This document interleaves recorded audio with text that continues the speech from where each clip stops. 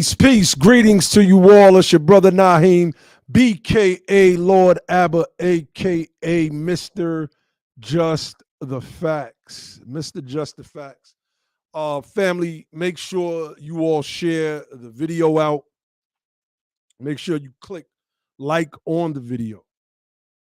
If you are not subscribed to the BTP Media Group YouTube channel, click on the subscribe button so that you can become a part of the Notification Nation and be informed every single time we at BTP, that is Be the Power, goes live.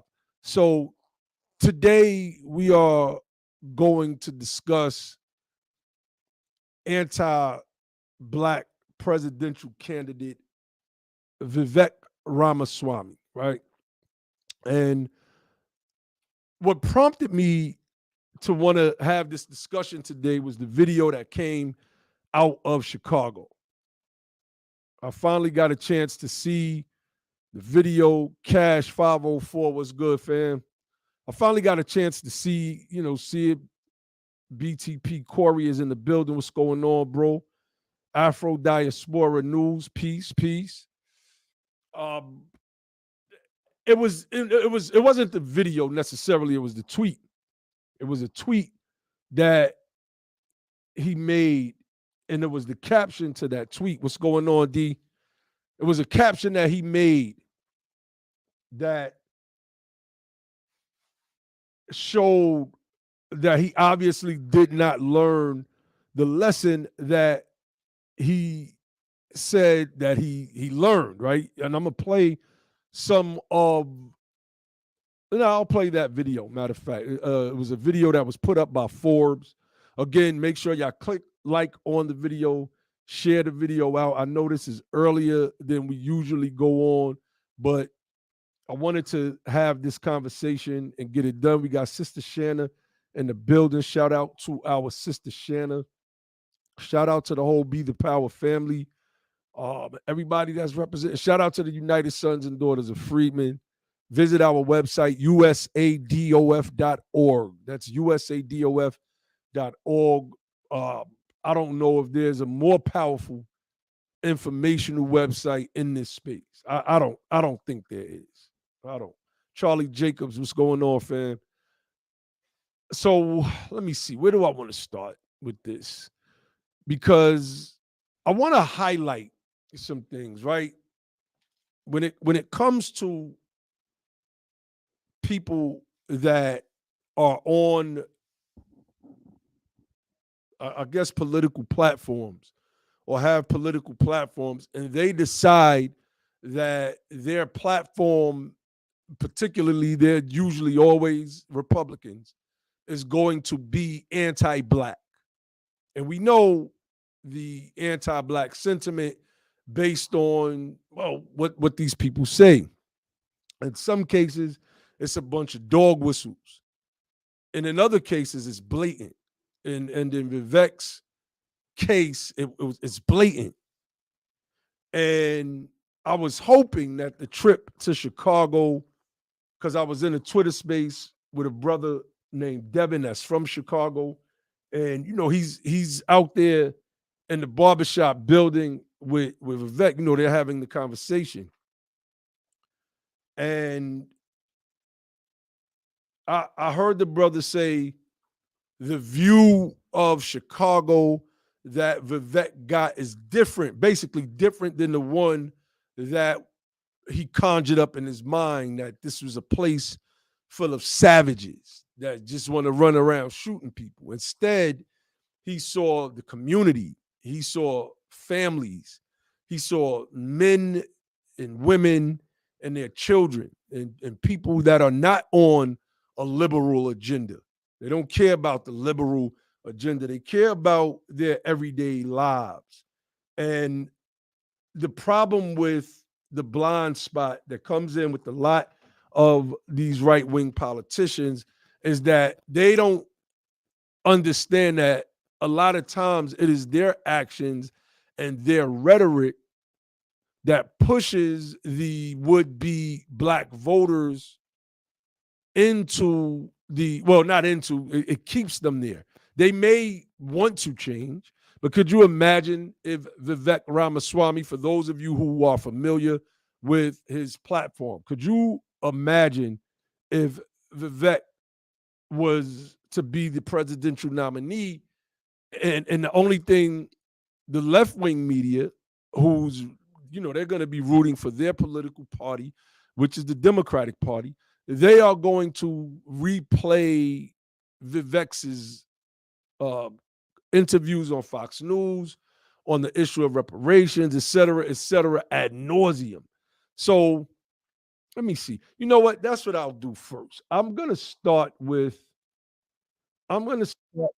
his more problematic reparation stance. So let's see. Let's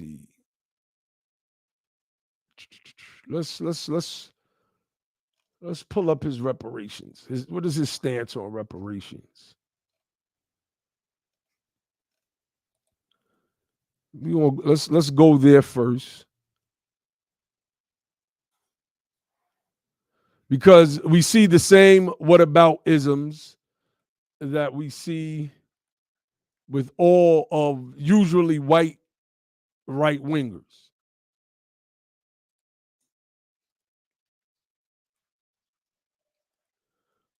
Okay, so let's pull this up. Let us pull this up.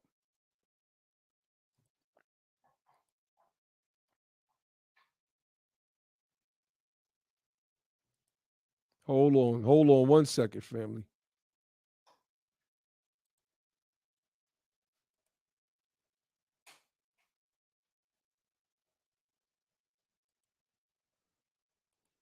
All right, so this is Vivek. So y'all can see him. Y'all see what he looks like. We can't play the clip because it's going to cause a strike to the channel. But Vivek says, plain and simple, the fastest way to completely divide our nation would be to implement reparations.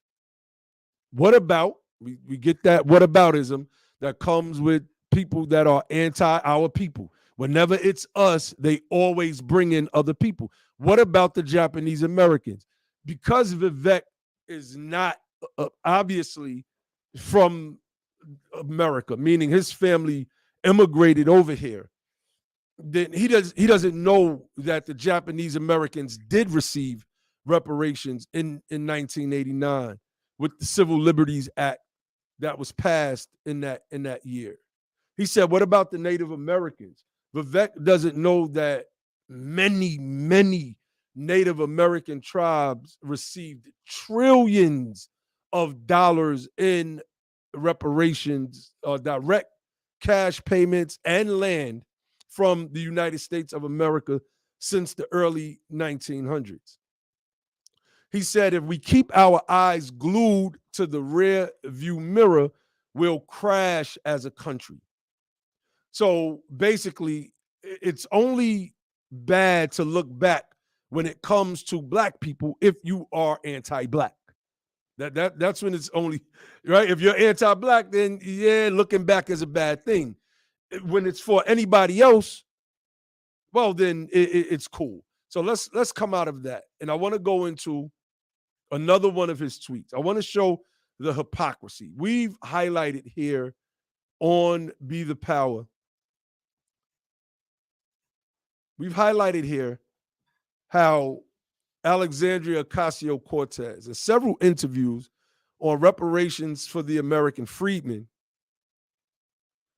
well, if you do this and the same, what about the Native Americans? Or I'll support it if you add Native Americans, right? I'll support it which is the same as, well, what about the Native Americans? And usually the people that have interviewed her, we can see that they don't have the knowledge to say many Native Americans have been given reparations, right? But when it came to illegal aliens crossing the border, and their families were being separated, AOC went and made a public proclamation, if you will, that those migrants, those families deserve reparations. Like those was the exact words that she used. So wait a minute, it's good when it's your people, but I don't know when it's our people or it's. But what about the Native Americans? Sure, I'll support it if you give it to them. It's as if they're trying to say America's never going to give Native Americans reparations, so they're not going to give Black people reparations. And their ignorance shows in that instance, because America has already given many Native Americans trillions of dollars in reparations. So let's pull this article up. It's official. COVID was born in a Chinese lab. As president, I will extract reparations from the CCP, let's talk about China, using our debt as a lever. I will impose sanctions on CCP officials and open criminal investigations into U.S. feds who knowingly evaded the ban on GFOR research to fund it abroad. I didn't care to look up what GFOR meant. But let me read that again. As president, I will extract reparations from the CCP. So it is okay. It is okay to use reparations in a way that advances your political talking points and rouse your people up. Many people click like on that tweet and they reshared that tweet. So that's okay. It's okay for you to use reparations in that regard. But when it comes to repairing the people that America damaged, well, then nah, we're not going to do that. we're not going to do that. So let's play the video because I want to talk about Vivek. I want to get into India, and I want to get into some of Vivek's political ideology, and I want to draw a comparison. I want to draw a comparison because if you have things going on in your own country, your country of origin,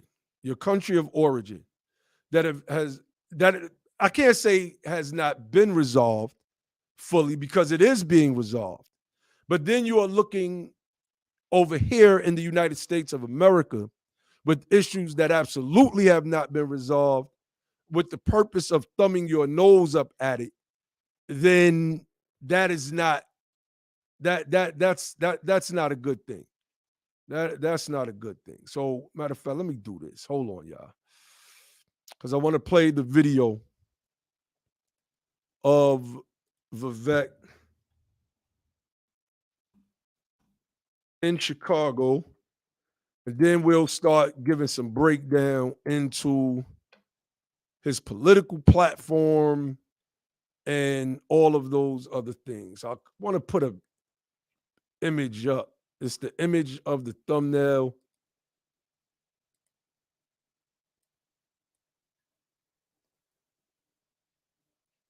You know what? I won't be able to do that. Let's just do this instead. Let's just play the video and let's listen in. Just got out of my event on the south side of Chicago. It was a eye-opening experience. These are not the people who Republican primary contenders usually talk to. I think that should change. I learned a lot from today. This is a community that has actually faced some similar challenges to those of us in the America First movement have also been pointing out. The challenges posed by illegal migrants showing up and encamping our cities. The problem with what he's saying there is that that's not the only issue that was pointed out. It's just the one that he chose to point out. So basically what he's doing here is saying, hey man, Black Chicagoans don't want illegal immigrants either. And if you go to any of these cities, you're going to get that. Most of the the push to have immigrants come over here, just basically run roughshod over the border, is being pushed by the Democratic Party and the people that can get on microphones in front of CNN, in front of MSNBC, etc. So instead of saying, look, I have, Republicans, look, there's an issue that Black Americans feel strongly about that we can definitely meet in the center on, and it's on this topic of immigration, But even with him hearing the concerns, and I know because those concerns were in fact expressed to him, was in fact expressed to him, and so we see that he chose to just touch on one thing, and I'm going to get to the tweet that he made. That's really what prompted me to do this video. So let's listen to this. It's affecting Black Americans here in the South Side of Chicago. It's affecting all Americans across the country. I think we have a lot of common cause here in finding ways to invest in Americans and actually use our resources to help all Americans rather than those whose first act of entering this country breaks the law. I also learned. See, now in that he gets to slither out of the fact that you went and spoke to a specific group of people, and y'all are going to hear some of that exchange soon about policies for the American freedmen. And the brother is using the term descendants of slaves, and they're using that disaggregating language that has been made popular in the reparationist movement. And we of course we appreciate that, because it shows that our education and advocacy over the past several years has in fact been very influential, and our people are starting to wake up and express the things that we need and want from our politicians. And while we don't think this guy has a chance, it was a good, way to bring some exposure to the voices of our people. As we see, this is posted on Forbes' YouTube channel. So let me see, how many views did this get? 18,000 views. So let's finish. There's a lot about how Republicans, first of all, here's the thing I learned. We can win just by showing up, and not enough conservatives, not enough Republicans do it. We're going to be traveling the country. Next stop is going to be Kensington on this part of our national tour across the cities. Kensington is a part of Philadelphia, Pennsylvania, where, forget Republican politicians, even the police don't show up when they're supposed to show up. Well, guess what? I think that if more of us who aspire to be leaders of this country also start showing up, we actually not only learn things, but we have conversations that we're not having of a kind in this country we've had in decades. And the more we do that, I think the more we position ourselves to deliver not just a landslide election in 2024, but a national agenda that unites all Americans against the, really the perils of illegal immigration, to a lot of the threats that start outside of our own soil, but affect Americans here at home. I'm actually quite hopeful, in a pretty good mood, and pretty enthusiastic about what I think we can accomplish. And help on the ground. But we on our side also talk a big game about America first, without actually bringing all of America along with us. And what I saw in that room today was a room of people which says we're all in this together. Yes, we have been left behind by professional politicians who will help somebody who illegally crosses the southern border more than they help somebody here in our own community. But there's a better way. System is far more constraining. Public schools are in regions like this, that we're going to have to rethink it even deeper ways that just a president alone is not going to be able to address. It's going to take all of us doing it from the bottom on up. I also think that this is an opportunity for, if I may speak to my fellow conservatives, for conservatives to do better than we have in showing up. Yes, we criticize the Democratic Party, and for good reason. That's where I'm at. Yeah.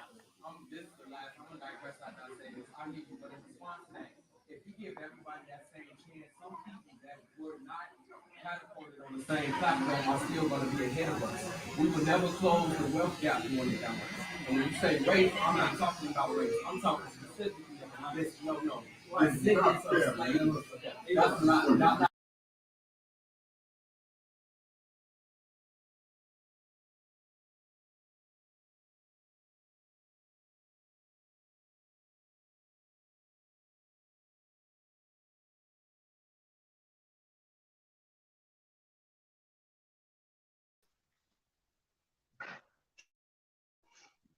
Hey, you there? Yeah. Oh man, my bad. My bad. Good looking, Josh. I was on mute and didn't realize it. This. I was saying that that I believe that's the brother Devin from out of Chicago, and he's talking that language that the reparationists have made popular over the past several years when we are speaking about being specific when it comes to our people. Brother Jonathan Bryan, what's going on, fam? And he's saying, when I'm not just speaking about black people in general, right? I'm speaking about my people, those of us that can trace themselves back to an emancipated person in this country. He used the term descendants of slaves. We try to use a more precise language over here. We feel that using the term descendant of emancipated persons is a better, a better use of that language as opposed to saying descendants of slaves, because in many ways it's still kind of vague, right? When we say descendants of emancipated persons, we are speaking specifically about the American freedmen, and we are speaking to the status that our people received, and it does not confine the conversation to slavery and slaves. Now the conversation gets shifted from slavery and slaves over to freedmen and Jim Crow and redlining and economic or discrimination that has come through financial institutions, et cetera, et cetera, et cetera. So, Josh, did you have anything you want to say before I play the rest of this?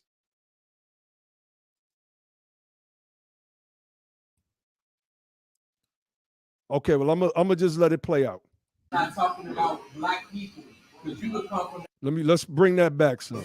I'm not talking about black people, because you would come from Nigeria, exactly. Be over here and be classified as black.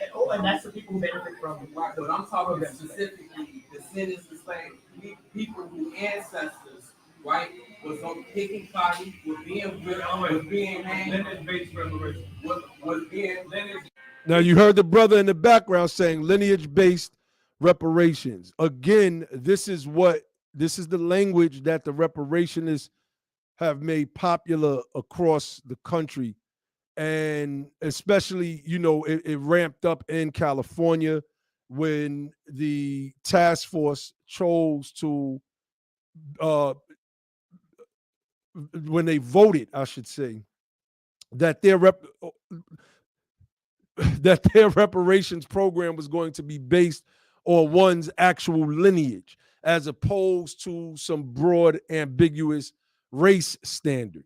And it seemed like Vivek may have understood what they were saying, because when they brought up Nigerians, he said, he agreed. He said, yeah, well, like they also benefit from certain programs. And the one brother's in the background, and he's saying, lineage-based reparations. Now, you got this one YouTuber guy that's still out there lying. I just seen him on somebody's podcast today talking about he was a part of the reason why they got the language right in California. It's just some people are just trying to take all of the successes of this reparationist movement and add it to their false push for reparations, when what they're really trying to do is just do brand building by using reparations as the topic to launch themselves. So, it's a lot of phony cats out there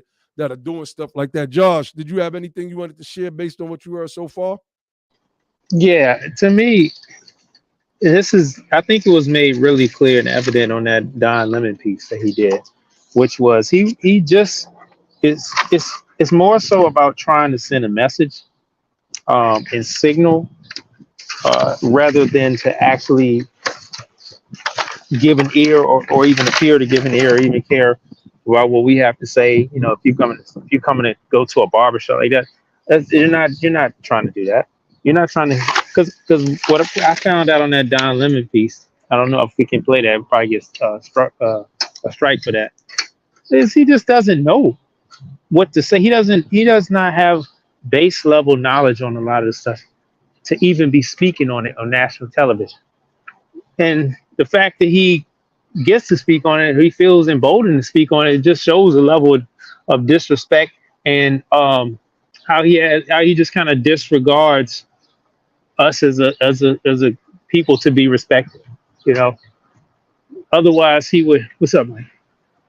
Otherwise he would like just make sure he has a base level of information to before he opens his mouth. Like, for example, he came on there talking about um, he opened his mouth talking about a Native American, Japanese American. Fool, you don't know they already got reparations. Like you don't know they've received some form of reparations. And I'm not trying to say, you know, they may have some claim of something in the future or whatever the case may be. Let them make that. But the fact that you don't even know that that's already. What about Japanese Americans? What about Japanese Americans? I mean, come on, man. I don't even know. See, the thing was, I don't know if he was in the country when that even happened. Was he? I don't. Was he born here? I believe he was born here after his Okay, so parents migrated over. right, yeah, but I mean, you know, a lot of people got their head down. They just working on, you know, doing whatever they need to do. You know, working at the university or getting a degree or working in the hospital. You know, as a doctor or whatever the people were doing. So, you know, and that's, I mean, I'm not mad at that. You know, you came over here and you able to make the best way you could, and you know, because you know it's a high level selectivity. That's the thing we don't talk about.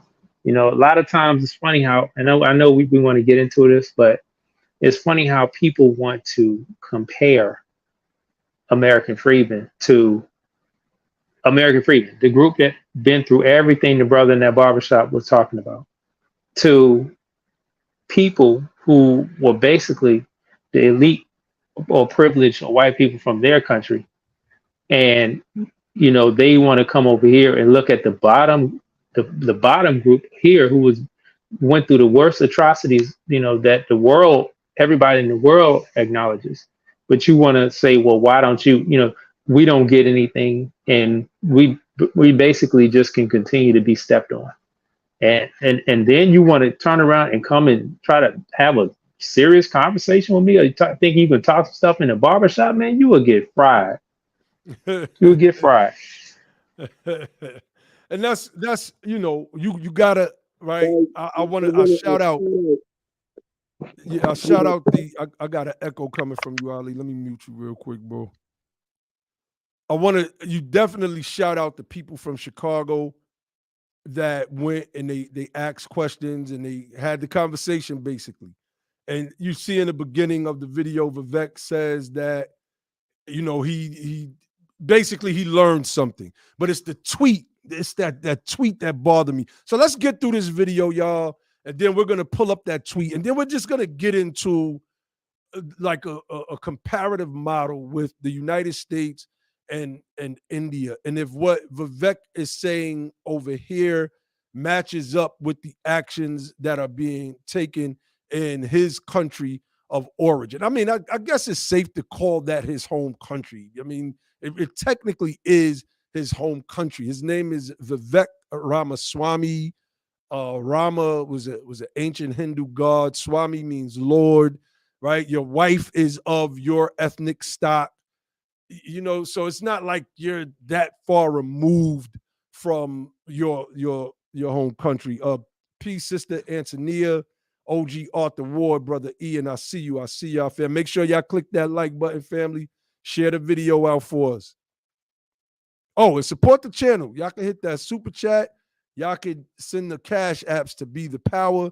Y'all know ain't nobody dropping it the way we dropping it. Somebody just put us on that somebody else just went live on this subject only because they seen us going live, although they've never said nothing about this guy before. But it is what it is. It is what it is. Let us continue.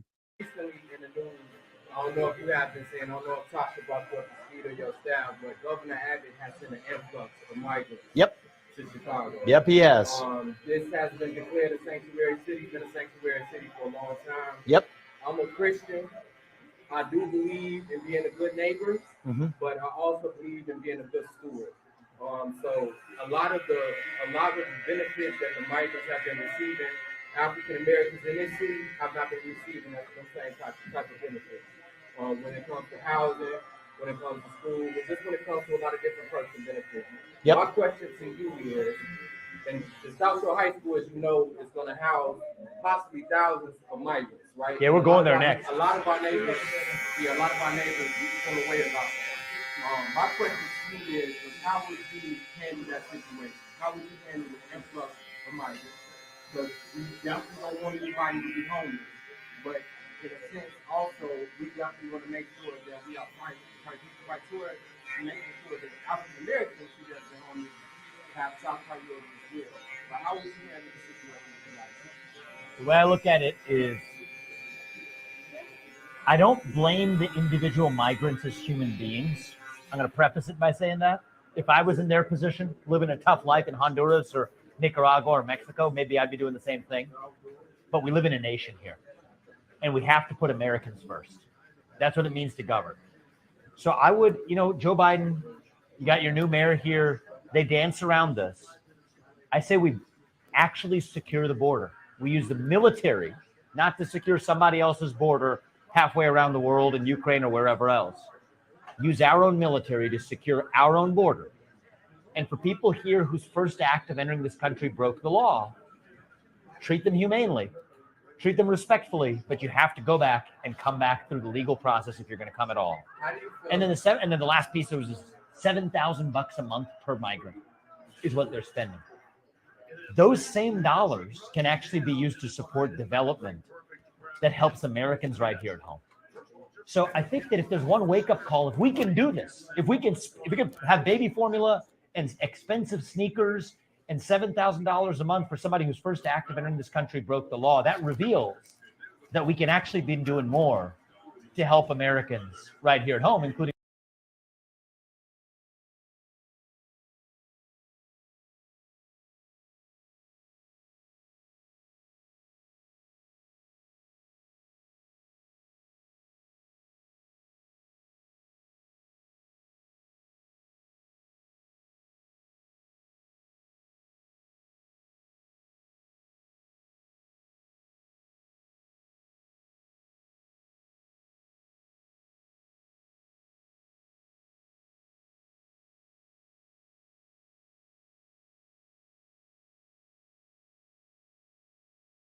You on mute?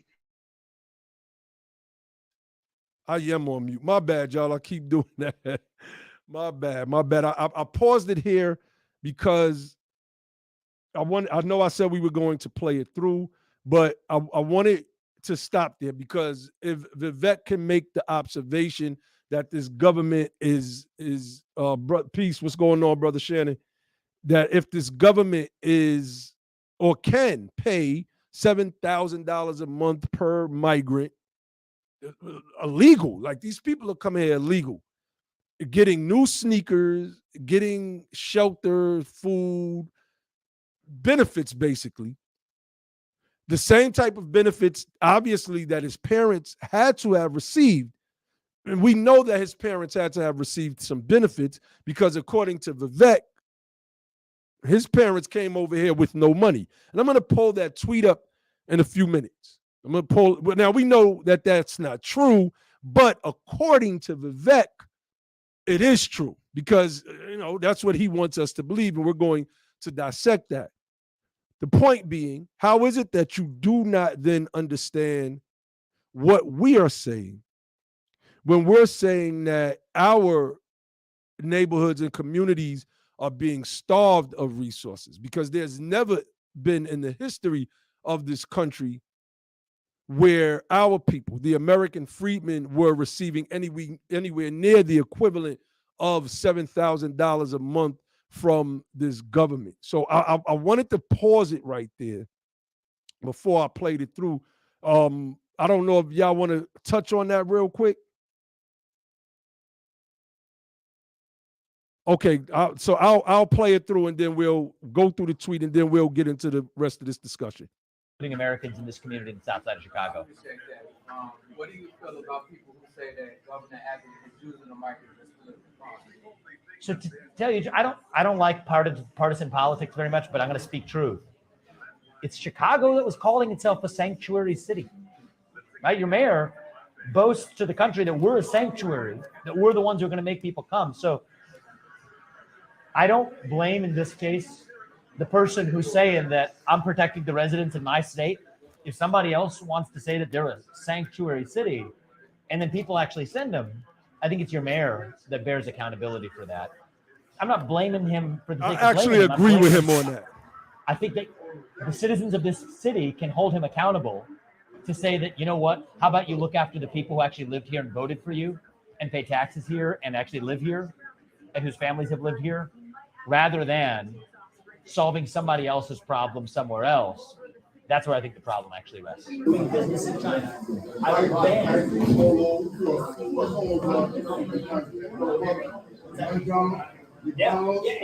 Nike, you name it. NBA. And by the way, if you're affiliated with the Chinese Communist Party, you will not buy lands in this country. So we haven't had a president of either party that's willing to do that. I am. And you're asking the right question because that's the shared big challenge we face. Is China. Help me be quite a bit more successful than otherwise would have been. It's a secret to building a great business. You hire the best people you can who are better than you to do their job. By the way, that's the formula to success. Find great people who are better than you, and then you get to actually take the credit for it because you enjoy as the business succeeds. That's just the great secret to success. But it made me sad that somebody would look at her and say the only reason she got that job was because she was black. That's wrong. Okay, so the brother that was sitting next to him is Brother Tyrone Muhammad. And before we pull up the tweet, I'm going to see if my bros have anything that they want to share on, about rather what we just watched in that video sitting in that barbershop in Chicago. Go ahead, Brother Ali. Hey, peace. You can hear me? Yes, sir. Yeah.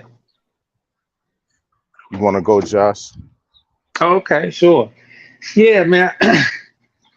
Man, it's a lot. It's a lot that goes in there. First thing I have to say is he is shown that he's not a good faith actor, in this conversation. He's not trying to have a good faith conversation. So he doesn't do a simple enough job of just even acknowledging anything that we are saying. He'll just skip right over it and like it didn't, like whatever you said didn't matter, didn't exist, and it has no credence, and he just jumps in to say his piece. So it's not even like you're acknowledging our issues or our concerns. You just want to stay rigid on what you want to convey. And that's not having a good faith conversation. That's some type of politician training that you don't need to have at a barbershop. You know what I'm saying? You don't need to have that in a casual barbershop conversation. So all of the time we see you talking about Friedman, or I'm not gonna say Friedman because you just use black in general because you don't even understand what you're saying. But anytime you are speaking on black folks, period, it's always to make it like we are on the same level as everybody else. Like we don't have an extreme disparity in all metrics that you can think of across socioeconomics. We talking about housing, we talking about education, we talking about wealth, we talking about income, we talking about debt, we talking about incarceration rates, we talking about over criminalization, which all of these things, mortality, infant mortality, all of these ills. It's a huge gap. But you want to deny all that and try to paint the picture like, no, nothing needs to be done about that. We're still all saying we need to do the same for all Americans. You're just basically ignoring that, ignoring us, period. So first off, you're not having a good faith conversation. And secondly, even when, we try to throw you an easy one, man, it's like, it's a layup. Like somebody, you cherry picking, and the team, your big man get the rebound, he throw it all the way down to the end of the court. You got an easy cherry pick layup. You fumble that out of bounds. Like we're talking about immigration. That's the easiest one. All you have to do is say, yes, you know what? This is an issue. This is that. You don't even answer that right. So it's just showing you are going out of your way to put on display that you don't rock with our people at all. And that's why I believe he ducked the conversation with Sister Sonny Johnson, right? There's certain conversations to be had, at a certain level where when you're versed in a lot of the political dialogue, and even in that, the brother is standing there, he's just asking questions at the end of the day. And it's on us to gauge the responses that are given by not just Vivek, but any politician, because those responses are going to let us know if this candidate is truly serious about my concerns. And that brother that's asking those questions in that video, if I'm not mistaken, that is the brother Devin from Chicago. He's a black conservative. He's always in these spaces with Sister Sonny and Sister Felicia. And I love listening to their spaces and their breakdowns. So his questions really are designed to give us who are listening in, and that will give an analysis like the one that we're giving now, the opportunity to dissect what Vivek is saying, and to see if it's just some form of political rhetorical posturing that they usually do, and which is what Josh just pointed out, or if being in the environment, they feel like, man, I damn, now that I'm here and I've had this conversation, because one of the things that Devin said was that he didn't see the savages of Chicago, right? He didn't go see those people when he came, or he didn't see them rather. If that's what he was expecting to see, he's seen families, he's seen family men. Okay, yeah, Arthur Ward said that is Brother Devin. Shout out to that Brother Devin. He's seen family men, he's seen family women, he's seen man, woman, and child. He's seen the core of the Freedman family in a place like Chicago, where you still see that Freedman family core. Unlike New York City, where you're not going to see that Freedman family core in a quote unquote black gathering. In cities like Chicago, you're going to still see that. So, and I hope I didn't cut you off, Josh. I just wanted to interject with that, because, I think people, his answers are for us to dissect and analyze and see if this guy's serious or not. And I've not really heard anything that shows that he has changed what we call his anti-black stance. Yeah, and understand, like, it's the signaling that he's after. If you are going to say anything that's agreeing with us, it's looking like you're being empathetic, that's the opposite of what he's trying to do, because he's trying to signal to these the devils on the right that, if you want to be if you want to be anti-black, I'm your man. Don't worry about that. I got you. I already know how. I'm familiar with that. I know how that goes, and I'm willing. I can be right up there with the best of them. That's what he's trying to signal. Because on the right, it's a race to the bottom to see who could be the most despicable racist in terms of presidential candidates. Think about it. You got to compete with DeSantis. You got to compete with Trump. You got to compete with whoever else is in there. I don't know who else is going to throw their hat in there, but you got to signal. So if he were trying to do anything else, I think his team would have probably told him, "Hey, man, you need to come back. When the next time you speak, you need to make it real clear. You need to make it real clear." But go ahead, my brother Ali. Yeah, peace. Let me know if you can hear me okay. Yeah, we hear you. All right. Well, Looks like I feel like I'm having connection issues, but anyway, um, I have a lot to say about this guy, and not even necessarily about what he's saying, because I really don't care what he's saying.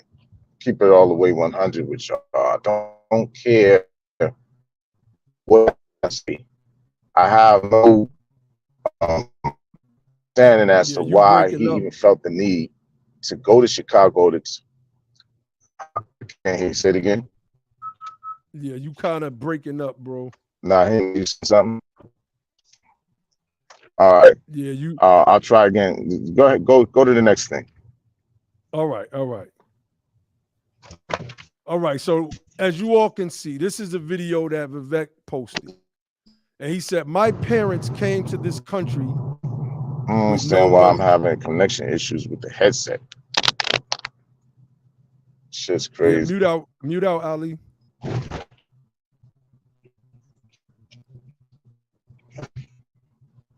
Yeah, it will not let me mute him. All right, there you go. All right, so it says, my parents came to this country with no money, and a couple decades later, I started multi-billion-dollar companies. Tyrone was locked up for over 21 years, and a couple decades later, he worked hard to succeed and crushed it in real estate. This is America. I don't think Vivek understands how problematic that statement is. But before we break down this caption, let's watch this video in this discussion. I don't know. It's something about Vivek's body language here. I had some people that was on the thread when I posted it. They were going at Tyrone Muhammad. You know, they basically saying he's not the same guy that was busting out Korean nail shop windows anymore for discriminating against our freedmen sisters up there in Chicago. But I don't know. I'm not too familiar with the brother outside of that. So let's play this. So I was one of the ones when I came home from prison, what Will was talking about in the barbershop. I had 3-month rent, 2-month security, and they still wouldn't rent me an apartment. So the inherent discriminations was in job opportunities. You may not check a box, but you can't get rid of Google. Yep. Because if you Google me, all that comes up. So I don't know. For me, there was something about his body language that it was a little dismissive to me, only because these are not the talking points that you want to hear. You don't really want to hear about the things that we've gone through in this country because it's counter to the narrative that you are pushing. So when the brother, let's play it again. Let's play it again. I was one of the ones when I came home from prison, what Will was talking about in the barbershop. I had 3-month rent, 2-month security, and they still won't rent me an apartment. So now let's go to his caption. My parents came to this country with no money, and a couple decades later, I started multi-billion-dollar companies. Tyrone was locked up for over 21 years, and a couple decades later, he worked hard to succeed and crushed it in real estate. This is America. Tyrone had, what he said, 3 months rent and 2 months security, and they still wouldn't rent to him. He's speaking about the housing discrimination that has been going on in Chicago for forever. It seems like forever. And Vivek is creating this comparative analysis to say that his parents came over here with no money and that somehow because of their hard work, I'm guessing, I don't know if his parents were discriminated against. I don't know if his parents had 3 months rent and 2 months security, and they told him, sorry, Mr. and Mrs. Ramaswamy, we're not going to rent to you because of your race. Like they told Brother Tyrone. I mean, they didn't have to say the because of your race part, but we know that that was the reason why. So I want to scroll to, there's a bunch of comments on here. Brother Naheem, I gotta add. Go ahead, brother. There is, because a lot of people don't understand. We've been saying this the past couple of shows. A lot of people don't understand that the situation that our people were in terms of Jim Crow segregation and black codes, that stuff was overt and it was explicit. It was switched to be covert, and it's something that left that like everybody understood, but it had plausible deniability, and that's like a covert Jim Crow, and they use um, the status of felon. They use the status of felon. They use the system of mass incarceration to facilitate that. So when the part that he's not mentioning is, he got out of prison and he was able to do well in real estate. Yeah, but you overlooked the fact that the brother said they basically used my incarceration, formerly incarcerated status of felon as a proxy for racial discrimination, and that's how they were able to not do over racism. So say we don't rent the Negroes. No, we don't rent the felons, and felon is just a proxy for a Negro, for that really, and the vast majority of them people is freedmen. So, that's the thing. You don't get to skip over that, man. You don't get to just glaze past that and then disregard the vast numbers, because what essentially he's saying is, y'all are asking for reparations. You're asking for the government to do something for you. This dude got out.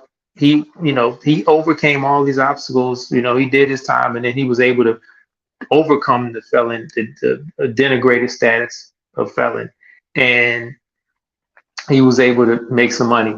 So if he can do that, then you don't need to ask the government for nothing. Don't ask me for policy, because I'm not trying to do it, because it'll be highly politically unfavorable, especially with the party and the voting base that I'm trying to get the vast majority of my steam from. So if you ask me for policy and they see me talking about it, I'm going to do some policy for you, I have no chance of hell over there. So I need to make sure that you're okay with lifting your own self by your bootstraps. You get nothing in terms of government, nothing from policy, and then I don't have to do anything for you. However, I'll give policy and I give resource allocation to the other people that I'm seeking votes from. Yeah, I mean, we see it. Ibrahim just sent the article in the back channel that I'm going to pull up in a few minutes. But if you look at the screen, Sister Shayna said on the thread, and we looked this up earlier, Vivek, like many immigrants, is lying. His parents obtained their undergraduate degrees in India and used those degrees to come to the U.S. and get postdoctorate degrees at Harvard, Yale, etc. Vivek's father worked at General Electric for 40 years, and his mother is a psychiatrist. On one of Vivek's original threads, there was some guy that said, my grandparents came over from, I think he said Germany, with only $25. So let's deal with that, Brother Ali. You got people saying that their parents or grandparents came to this country with as little as $0 to $25. I mean, and that dude on that thread was saying his grandparents learned how to watch English from watching Star Trek. So they learned English from watching Star Trek on $25. These people basically had nothing, $25 to their name, right? But some kind of way they wound up with a television and time to sit around watching Star Trek so that they could learn English. And wait, Ali, where did they plug the TV into? If you just come to a country and you don't speak the language, where did you live? Right. And then a lot of times they tell us lie about they were unskilled laborers. They didn't have no skill, didn't speak the language. They didn't know shit about the lay of the land of this country, right? Had absolutely no money, had no clothes, nothing but the rags on their back, yet and still they build empires with $25. They failed to mention the part that many of them do come over here with money. They failed to mention that when they get over here, there are many government programs available for them to get on their feet And Vivek says that in the barbershop out there in Chicago, that the government is giving them $7,000 a month. Well, if we are asking for reparative justice, which includes direct cash payments, then how then can you fight against us? How then in that moment you can say, you know what, geez, I see what y'all mean. The government never fully repaired y'all. And because the government never fully repaired y'all, then, you know, we have this situation right now. And now the government is giving $7,000 a month to these immigrants with new sneakers, putting them up in high schools and hotels, et cetera, et cetera. And y'all's neighborhoods are still descending into more chaos based on the fact that government actually failed you all so that you can do the things that you were supposed to do. Yo, go ahead, bro. And then shoot it over to Ibrahim.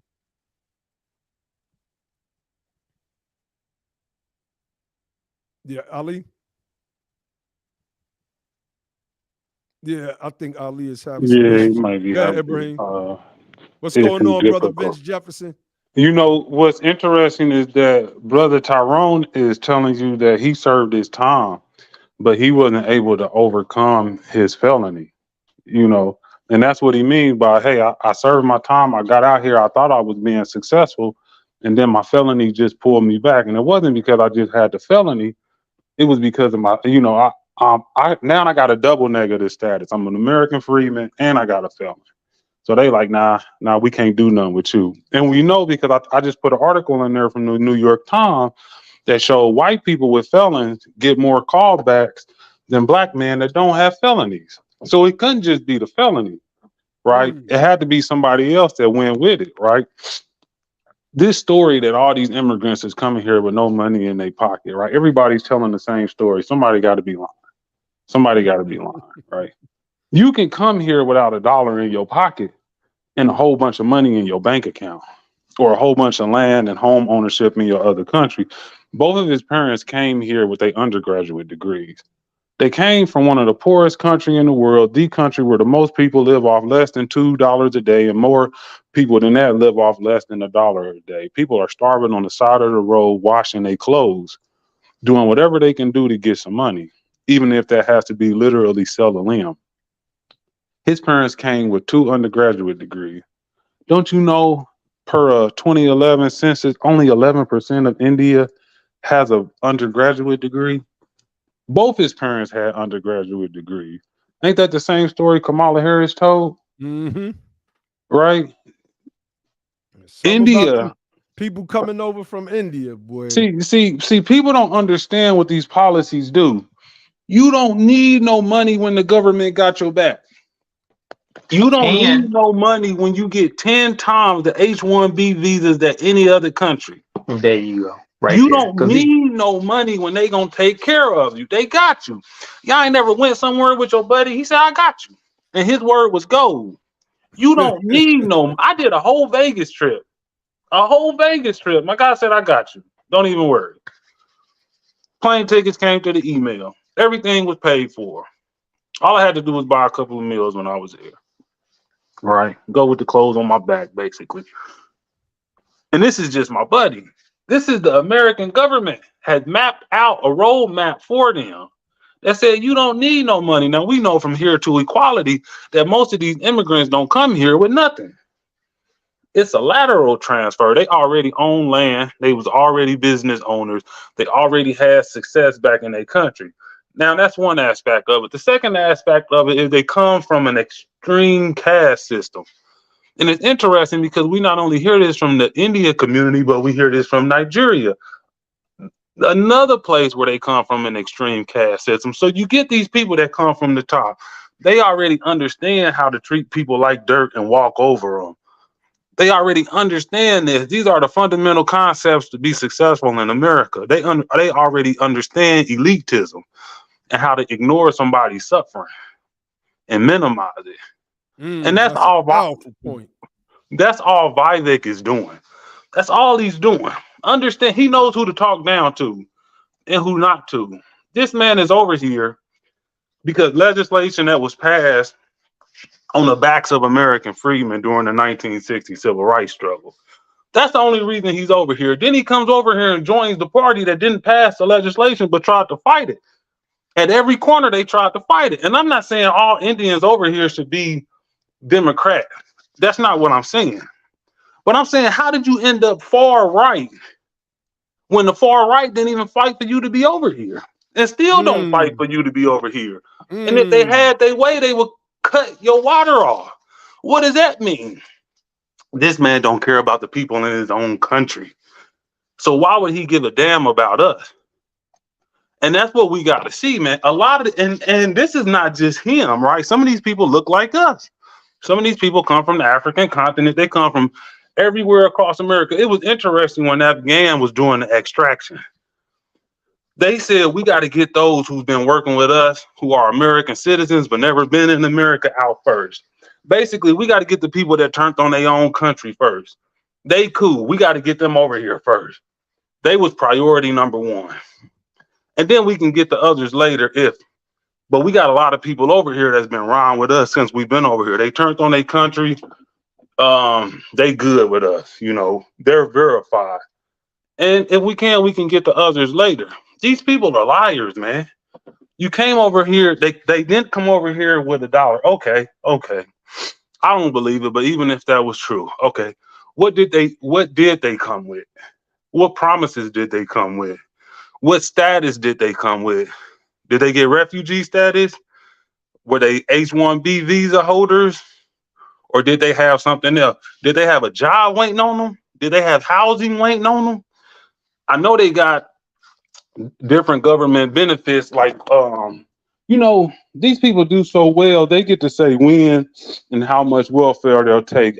I was talking to a lady from Ukraine that was running for office down here, and she basically said we only took welfare for X amount of years because we wanted to work for our own. And I'm like, that's really nice. When you get so many benefits, you can basically say, okay, I'm done with this level of government help. We just gonna get food stamps for about 2 years. We'll get the rest of the benefits, build up off of that. Next thing you know, we'll own the electronics shop, that empty building on the store, you know what I'm saying, on the corner right there.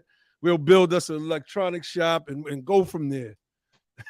Vivek is just showing you that he understands the social contract between American freedmen and everybody else in America. That's right. That's right. That's all he's proving, right? And it doesn't matter if he's a person of color, because he's white to us, right? And by white, we just mean normal, right? He's running around. He doesn't know U.S. history either. That's the issue, right? Yep. He said that, in that first interview you was playing, he doesn't know anything about, so he just over here just running his mouth. Right. Well, he was educated at Harvard, and he probably was in that, that Ivy League branch that invited those that had a long running history of discrimination against the American freedmen whose enslaved ancestors built the college and then wasn't allowed to be, a part of that facility for a long time because, well, they thought that we were just nothing but savages, not capable of learning on their level until we actually started getting into college and they started to see, oh, that's wrong. And these people are actually outperforming us in many ways intellectually. So now we have to put in more restrictions and make sure these people don't get in and make us look like the liars that we are, because we said these people are subhuman and lack the same intellect as white folks. And while they were starting to let other people over, and these people that got to join the club, light supremacy is what Charles Blow called it in his book, The Devil You Know. Just so long as you have the talking points down, the anti-black talking points down pat, you could be a part of the club. That's what we did with the 5 civilized tribes. Show us that you can hold Negroes as slaves. Holy crap, they can hold Negroes as slaves. They must be civilized. We shall call you 5 civilized tribes because you know how to enslave other human beings under our guidance and our protection in this country. So, that's what it is. I want you to continue. Yeah, I wanted to add one part. Okay, go ahead. and that is, and I think it's kind of piggybacking on what you said, Ibrahim, or camelbacking, however we want to say it. Uh, when people say I come over here without a dollar, yeah, but you got to understand the infrastructure that allows that. First off, what they're saying is I have a job. I've already I come over here like what? Why do you need a dollar when somebody it's already been provided for you to have somewhere to stay? It's already been provided for, you start working and start getting the check, and you just got to wait a couple weeks, and you about to get several thousands of dollars, and you're gonna be straight. That's the thing that when people say that, it's really misleading. We didn't have $5. Yeah, you had $5, but you didn't even have to use the $5 when you got over here. You kept it You in your already pocket. you kept it in your pocket. Put You it had in the somebody frame. made sure you had some food, right?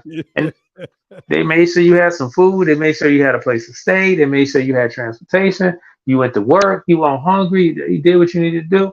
You got paid. Boom. Now you just got to wait a couple weeks.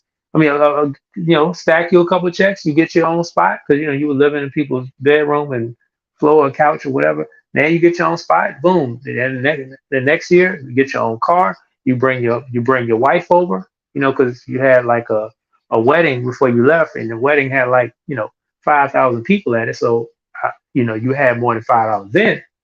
Um, and because a lot of times people don't understand like the level that certain people get to. When you have haves and have-nots in certain countries, it gets to extreme levels that we're not necessarily used to seeing over here. Um, and like Brother Ibrahim was saying, the how cold you are compared in how conditioned you are to not feel and seeing that level of disparity. Hey, when you come over here, it's like, man, I don't care about y'all, man. I done seen that, and I had to. If I was cold towards them, and they look like me, and when I come over here, I would probably relate more to them than I would of y'all. Then how in the world can I feel something for y'all? So yeah, he hasn't been doing this long enough to get his acting skills up. He needs to do a little bit longer to be able to make the right faces, to be able to have the right body language and to say the right. He has. So give him some time, man. He'll get better at acting.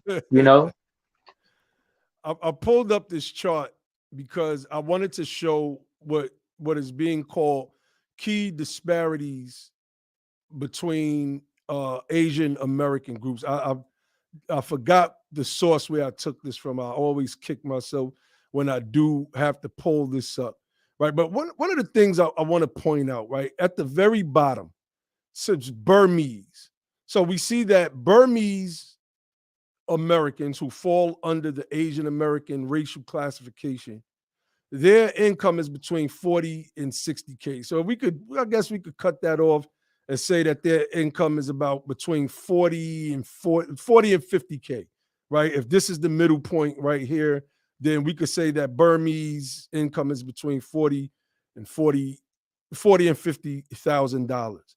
If American freedmen were on this list, our bubble would be below this 40K. And I'm talking about American freedmen, not including all blacks, meaning the however many immigrants that are over here of immigrant first or second generation. That would dip below this 40K line.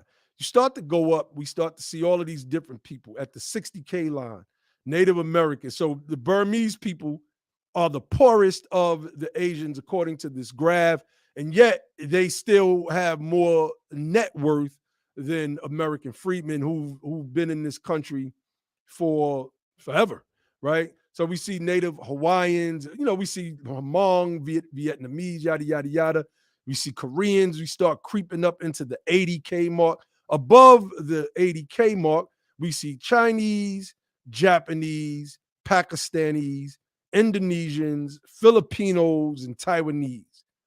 So this thing starts to change as we go up the ladder with groups that we're more familiar more familiar with. We're not necessarily familiar with Hmong. I don't even know if I'm saying that correctly. Samoans, Laotians, Thai. While we hear these people's names, we're not necessarily familiar with them. Nepalese. I don't know anyone from Nepal, for instance, but we've always come across the Koreans, the Chinese, the Japanese, the Pakistanians, right? Maybe some Indonesians. We definitely come across people from the Philippines all the time.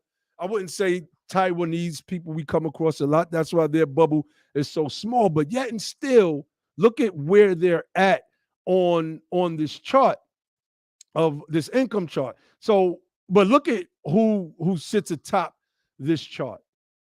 The Indians from India, of which Vivek Ramaswamy's he's a part of this particular teal green circle. Those that are making $140,000 and more in income per year in the United States of America. And nobody's asking why.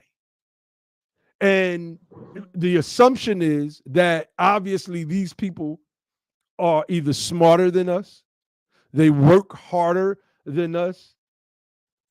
And so that's the reason why, right? That's why Vivek said, my parents came over here with no money, but I'm running multi-billion-dollar companies. So, whoa, you mean by that? Yeah, go ahead, bro. People from the poorest region, from the poorest country, who have the least allegiance to their own people, to come over here and be the greatest buffer class. Those are questions that we have to ask. And it's funny to mention white Americans point to these groups and say they have greater income, but they don't have greater wealth.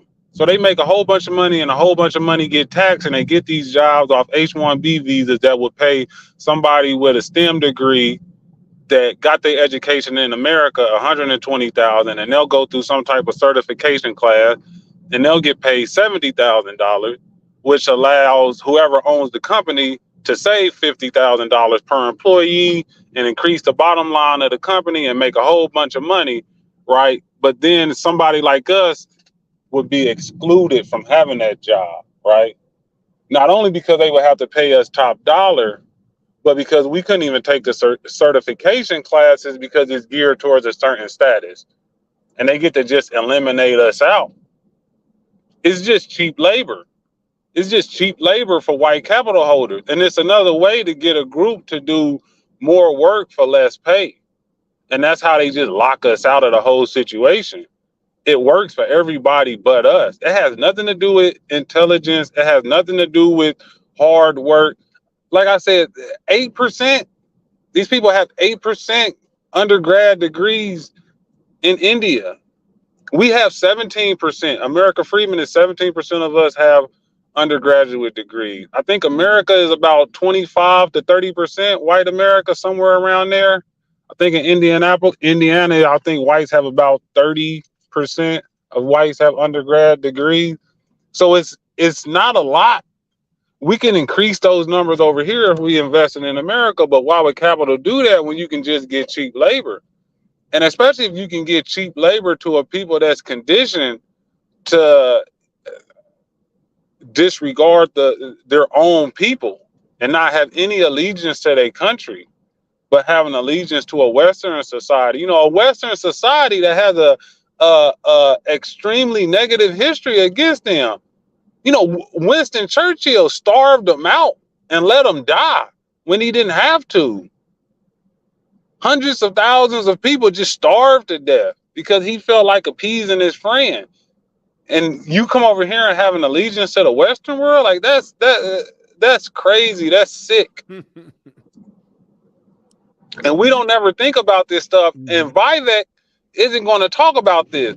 Vivek isn't going to talk about the history of his country. He doesn't understand the history of America, but he won't talk about the history of his country. He won't talk about the history of where he comes from and all the suffering that's going over there, but he'll point to Chicago.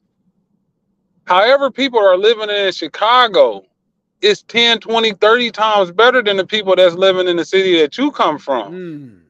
And the wealth inequality might be great, but it can't compare to where you come from. If you was as smart and as hardworking as you say you are, and your parents was, and your people was, then we would be trying to get to India. Indians wouldn't be jumping 10-1 to come over here and do work visas. All of these groups that have to come over here, where was your success back in your homeland? Your parents had bachelor's degrees. Why didn't they just build there? Just build where you are. Why did you have to come here? And you came here after the struggle. These people didn't even come before the civil rights movement. They came after. They came and got affirmative action. They came and got newly regulated benefits. And they come with different status, and different status gives you different access and different government benefits. And then they get to these statuses all based off government. And that's what people got to stand, not based on hard work, all based off government. And then they come here and want to talk down to us. Like that makes me extremely upset. Extremely upset. And then we say send them back, and then they want to call us xenophobic. So you get to come here and lock us out. Look, we had a mass shooting at FedEx. Indianapolis has 4% Asian population. That's all Asian population. We had a mass shooting at a FedEx facility about 3 years ago.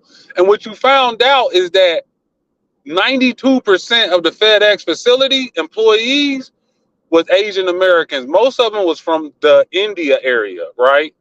And it's like, how do you get a FedEx facility in Indianapolis that has 4% total Asians to be almost 90% Indians?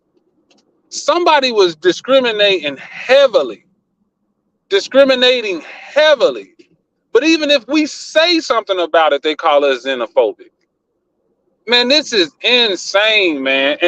And we just got to start speaking up against this stuff. And what Vivek is doing, I hope, is opening up the gates for us to just once and for all dead this POC stuff. Like, just kill this whole idea of people of color. When you got a group from the report Color of Wealth, where it says these people is worth $400,000 household net worth, and ours is 4, like, POC where? POC where?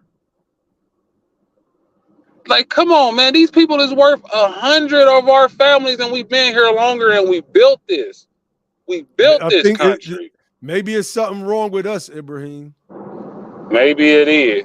Maybe. Maybe The same thing that's wrong with us is the same thing that's wrong with the untouchables in India. That's a good, excellent. What you say? Say that again. Maybe the same thing that's wrong with the American freedmen is the same thing that's wrong with the untouchable class in India. Ain't that something?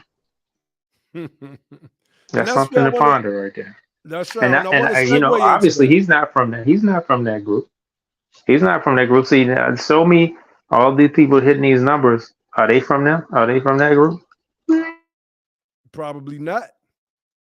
Because if you are from a group of untouchables, then, you know, in that caste system that they have over there, then, and I'm not going to pretend to know what the prospects would be for those groups, but if it's anything like it's been in history and how it's been here in America, then people like Vivek and his family are always going to, you know, be at the top of the pyramid, no pun intended, when it comes to educational or other economic opportunities. How many of those people that are in that Brahmin class are poor Indians, right? Like, that's a question that has to be asked. Are the Brahmins of India poor? Right? We start having that discussion and start breaking it down and start looking into the poverty of that country. And I know Ali was like really, really going in on that earlier. It was one of the things that we were pulling up, and in pulling that up, I want to contrast that with some of what Vivek is saying, right? So this, Ali, I want you to come in, right? But I want to, let's do this first. Let's do it. Let me stop sharing this. Let's stop sharing this. Let's go to Vivek's website, and then we're gonna get into the poverty of that of the of India. We're gonna get into the poverty of India. Excuse me, I just got a little tongue tied. Okay, so this is from Vivek's website, America 2.0. Now this man is worth about $500-600 million. I can't imagine being worth that much money in another country while my country is in my, the countrymen of the country that I directly come from, right? It's my parents' country is in many ways doing bad. But hey, it is what it is. That's part of the American way. Get your money, hoard it. We've seen that with capitalism all across the board, right? So let's look at his first 2 points on his. Matter of fact, let's run through them right quick. Revive American national identity. Unleash the American economy. Achieve 5% GDP growth. Whatever that means, right? Declare independence from communist China. What does that even mean? When you're talking to an electorate that do not understand the nuts and bolts of politics or U.S. monetary fiscal operations, then you'll believe that somehow China owns the United States of America. This is the furthest from the truth. Dismantle managerial bureaucracy. End weaponization of government and finance markets. So it's the first 2 that are of interest to us because, well, he's talking to us, and because his platform is anti-black. So right here we see end affirmative action and appeal Lyndon Johnson's executive order 11246. So executive order 11246 was signed by President Lyndon Johnson in September 24th, 1965, and it established the requirements for non-discriminatory practices in hiring and employment on the part of U.S. government contractors. Why would Vivek, unless you have a caste system mentality, an upper caste system mentality, why would you want to repeal the requirement, a law that required non-discriminatory hiring and employment on the part of U.S. government contractors? That sounds iffy to me. There's a reason why that law was put in place. It was due to the very discrimination that the brother in the video that's walking with him is telling him. When I got out of jail, I had 3 months rent and 2 months security, and I still was discriminated against. That's why. So why would you want to repeal that? You want to end affirmative action. Again, why would you want to end this government program that helps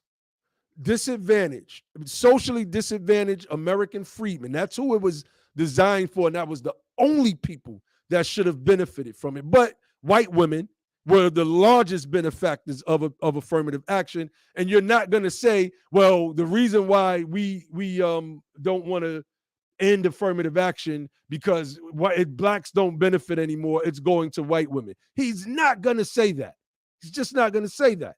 So then why would you want to end affirmative action when it comes to us? So it's basically you want to end all things that come through us. Okay, so the second point is unleash the American economy, achieve 5% GDP. Okay, well then why did you put this in here? Put Americans back to work. Dismantle Lyndon Johnson's failed Great Society. What was the Great Society, family?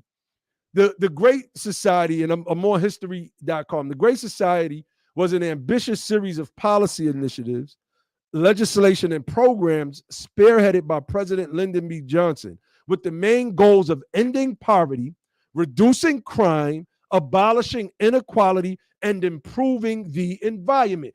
All of these All of these factors, all of these elements of what was supposed to be the Great Society were things that largely impacted the lives of American freedmen. It says in May 1964, President Lyndon B. Johnson laid out his agenda for a great society during a speech at the University of Michigan. With his eye on re-election that year, Johnson set in motion his Great Society, the largest social reform plan in modern history. It failed. It failed because white people in America made sure that it failed. Do nothing for the Negro, if you will. But why did you couch that, put Americans back to work, dismantle Lyndon Johnson's failed Great Society? How is that going to achieve 5% GDP growth? The Great Society program has already failed. It's already failed. So you're willing to use this anti-black dog whistle Nixonian type of rhetoric to get your base riled up, because you know that your base is largely older white men and white women who wear MAGA hats, right? For the most part, let's keep it official. They wave Confederate flags, and you know that this type of language, it appeals to them. It appeals to them. And you're not even one of them. But you're saying, I am willing to step on people that I've been stepping on my whole life, that my parents probably stepped on these types of people over in India. We don't care about that. We are elitists, and this is what we elitists do. There was Brother no Naheem. need. Go ahead, brother. Yeah, I just want to say is, for people that understand caste and bottom caste, it's a way, it's signaling that he knows that he got expertise in that. And I want to step in and make it clear that I know who's always been the bottom caste in America, who is still the bottom caste in America, and we want to solidify that. And as we bring new people over, we want to make sure that there's an undercast under the bottom, and that's what we're gonna sweep the freak under. Yes. Ali, did you want to go in on the poverty in the country of India? Because we want to do a comparative analysis as well, because India is a country that's actually leading. I don't know if they're leading the world, but they are definitely up there when it comes to their country being pulled out of extreme poverty and impoverished conditions. Did you want to speak to that? And we pull up some stuff. Well, let me know first if you can hear me, because I'm up in like some mountainous area. Yeah, I can hear you, bro. All right. I think what we were looking at earlier really speaks to it. You can pull it up if you want. Basically, this is a country where a large portion of the people, I don't remember the percentage, but a large percentage of the people actually live on less than, and at a certain point, they were living on less than $1 a day. Less than $1 a day, and I think from the time period that they was originally talking about, which I believe was like in the 90s, early 90s, maybe, the government has basically enacted certain affirmative action programs where they started to lift the people out of poverty, or extreme poverty. I'm not going to say poverty, extreme poverty, in their country, where by half of what it was in the last 10 years. So, I think within the last 10 years, they lifted the people, about half of the percentage of the people who were in extreme poverty, out of extreme poverty. Now, they may still be impoverished, but they're not necessarily extremely impoverished. But that was due to the intervention of the government with affirmative action programs, the very things that this dude is talking about getting rid of in this country. So I would say that for right now, and I'll let you go in from there, bro. Yeah, and because we was having a great build on this earlier, and Ali brings up the, like, okay, so right here from the wiki link, Ali brings up the great point. Says the World Bank has been revising its definitions and benchmarks to measure poverty since 1990 and 1991. And I just don't believe that the World Bank, I don't think that financial institutions should necessarily define what poverty is, because they have interest in corporations, and corporations have their interests in their bottom lines and how much their executives can get in bonuses at the end of each fiscal year. So I don't know, man. Maybe that's a whole nother conversation, but I just don't feel that they should be defining what poverty should be. But anyway, it says with 0.2 cent per day income on purchasing power parity basis as the definition and use from 2005 to 2013. So this is how they're defining poverty. And in this, it says 80 million people out of 1.2 billion Indians, roughly equal to 6.7% of India's population, lived below the poverty line of $1.25. And 84% of Indians lived on less than, now this is 84% in general, lived on less than $6.85 per day in 2019. So I want to stop sharing that because I want to bring this one article up because I think that is key. Yeah, go ahead, bro. And yeah, I would just add that is I just see how that kind of thing is what makes it hard for me to listen to a person like this, right? Because what he's trying to pretend to be is some kind of genius who has the answer to the economic and political issues of Black America. Problem is, his people back in his native country, I know he was born in the United States, but the people in the country where his family comes from, where I'm sure he still has family there today, they have problems there. And to me, my thing is, use your quote unquote genius to lift your people out of the conditions that they're in. Talk to them. We have our own geniuses. We have our own people who are sharp in this area and can help us, right? So I would prefer that instead of some outside person coming at us talking crazy, I would prefer that a person like that use his knowledge, wisdom, and understanding to go ahead and help his own family back at home to lift themselves out of that situation and circumstances that they're in. I don't need foreign people telling me, especially when they're foreigners who want to ignore all of the intricacies of why it is that we got in the position that we're in the first place. If you're going to ignore what it is we're telling you about our very real lived experiences, we don't need to talk. The only thing we're going to wind up doing is getting into a fight. That's my He's like, come to this Black neighborhood over here. Bring your bodyguards with you. And now you stand here and say that stuff you was tweeting on Twitter and saying on Fox News. Let's see if you're that bold. So 5 poverty reduction initiatives in India. So, I mean, I'm not going to run through all of this, but let's, just the Sansad, Adarsh, Gram, Yana, SAGY. So, these are some of the initiatives that are helping pull the, and Josh, we have the stat up on the screen.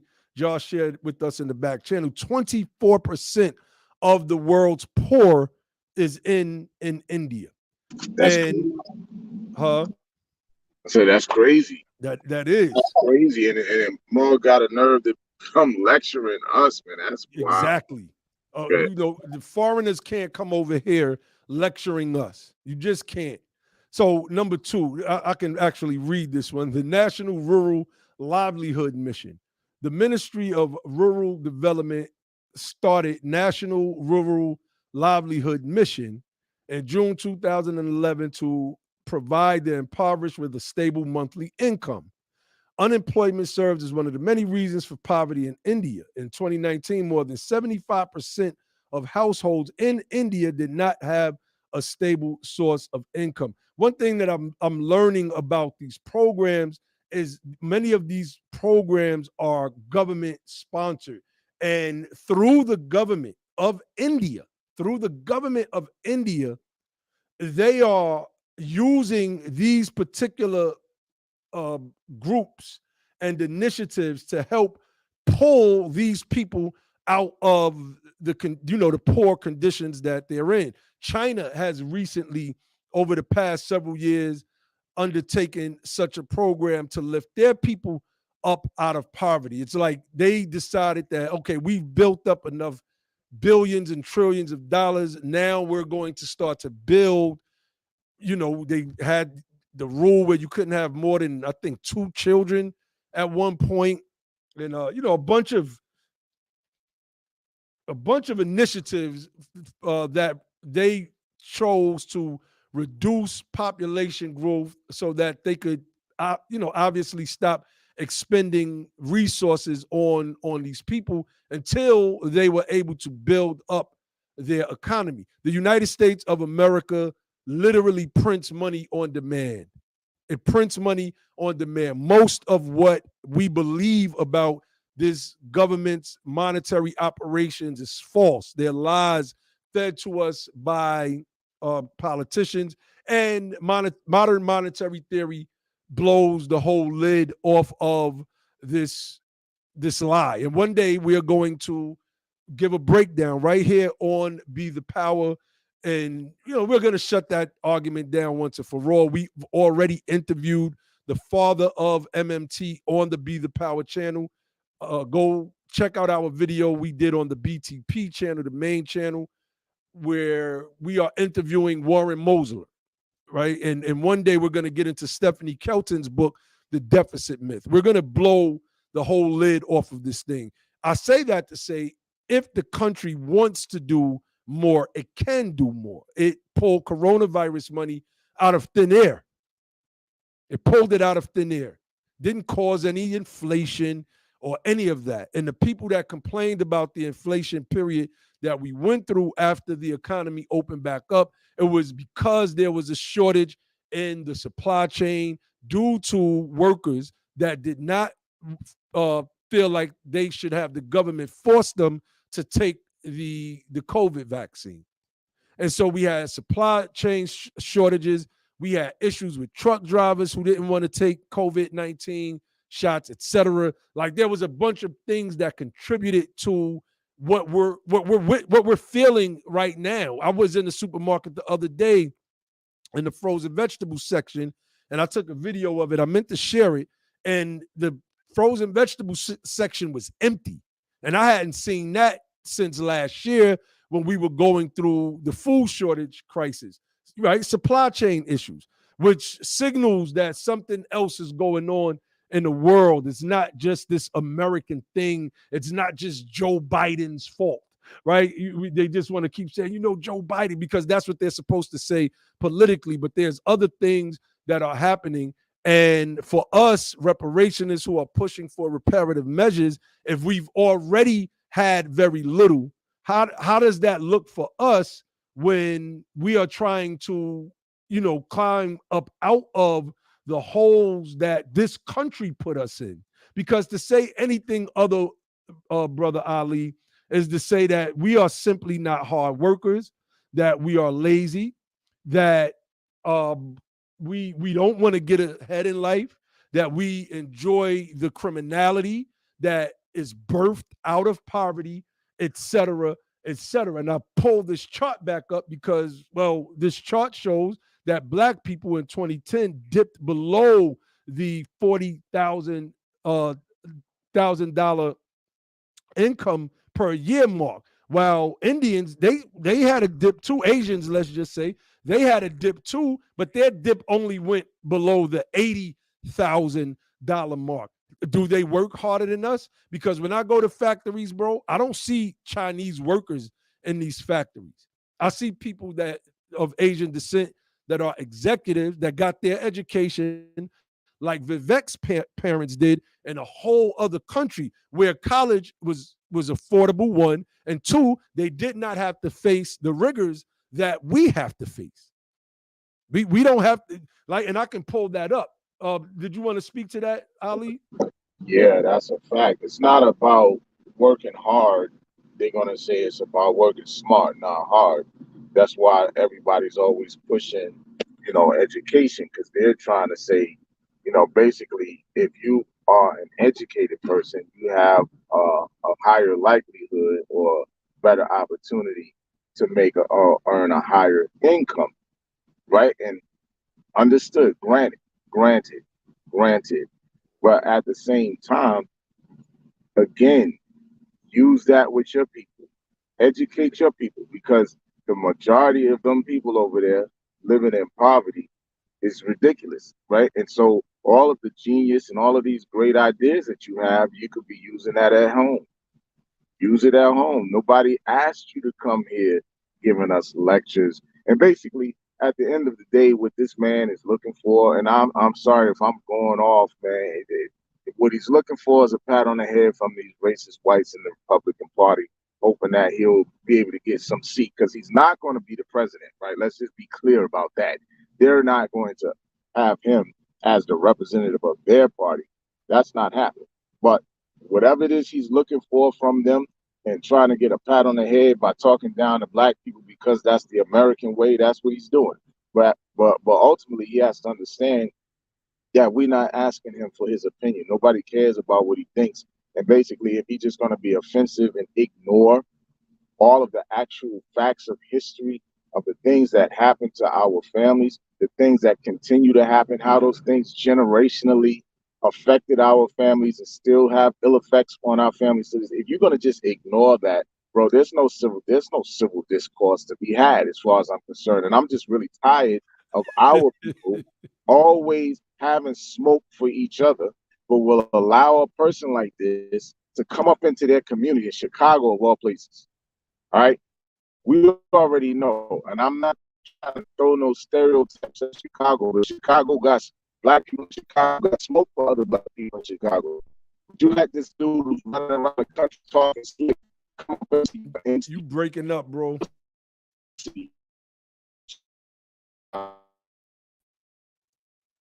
Yeah, Ali. Yeah, Ali, I think he's having some connection issues right now. Yeah, y'all make sure y'all hit the like button, share, and subscribe to the channel. You can support the platform, $ Be the Power on Cash App, family super chat. Go to the that website. you go through in this country, man. That's the problem I have. Why everybody so civil to this dude? Indeed, indeed. Your audio had went out for a minute, Ali. So I want to pull this last thing up. I mean, it's crazy how sometimes we have these discussions prior to coming on live, and we don't get through half of the stuff that we pull up and we talked about. So I'll pull this up, and Brother Ibrahim shared some things too, and I think I'll pull that up as well. But this is from this article, and I'm hoping that Vivek's people are listening right now.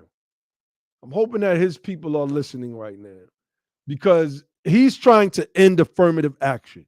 And this study was done in June of 2013. When diversity for diversity's sake is not enough, should Black immigrants receive the benefit of affirmative action at the detriment of Native Blacks?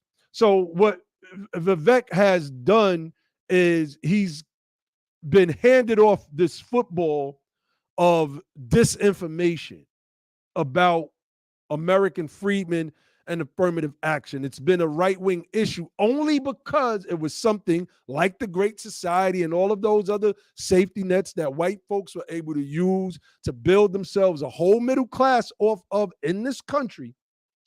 Once we got our hands on those opportunities with reduced benefit, there was white backlash. And they have handed this football, if you will, off to Vivek so that he could run with it and, you know, I guess try to get it across some goal line that his own party is going to tackle him before he even gets there. But anyway, let's read from this. The issue of Black immigrants benefiting from affirmative action in the admissions process at selective colleges and universities has been a subject of increasing debate. Selective universities and colleges have touted gains made in student body diversity, particularly with the increase of Black student enrollment. Although these colleges and universities would like to attribute this success to their affirmative action programs, data suggests that such gains in Black student enrollment have resulted from the increasing enrollment of Black immigrants and at the expense of Native Black students, the students for whom affirmative action was initially intended to benefit. So ultimately, Vivek, if you're listening or if any of your people are listening, they created this program and there was white backlash. And then they somehow boxed us out of the program that they created for us. Studies show, and we can pull this right up, that white women have been the largest beneficiaries of affirmative action because they added the term minority to the group some years later, to the what qualifies you to be a minority, I guess. And white women got added. Huh? Said a beneficiary. That's right. That's right. Beneficiary. White women got added as minorities to affirmative action. They have been the largest beneficiaries. Then on top of that, Black immigrants were either able to come in and utilize the same program over us, or were able to just be selected by these universities, like the university that Vivek graduated from, Harvard, and Yale, that he also received a degree from. So you can't take a man, box him out of educational opportunities, and then say that this man is not as smart as me because you were given the opportunity. America said we don't care about Black people. There was a documentary. I can't remember. I just seen the clip of it not too long ago. And in the documentary, it spoke about, it was a town in Florida. And there was a group of white women. They were protesting something against Black people, AKA white backlash. And the reporter was asking, what's wrong, with Blacks and the Hispanics, and I think the Asians or Chinese were coming in. And the white woman said, well, I really, I don't mind the Asians and the Chinese people and the Hispanics coming to a degree, but we just don't want the Black people here. We just don't want them here. This is this is built-in racism that this country has been practicing against us since its inception. They had every opportunity to do right by us, but they turned away and did something else.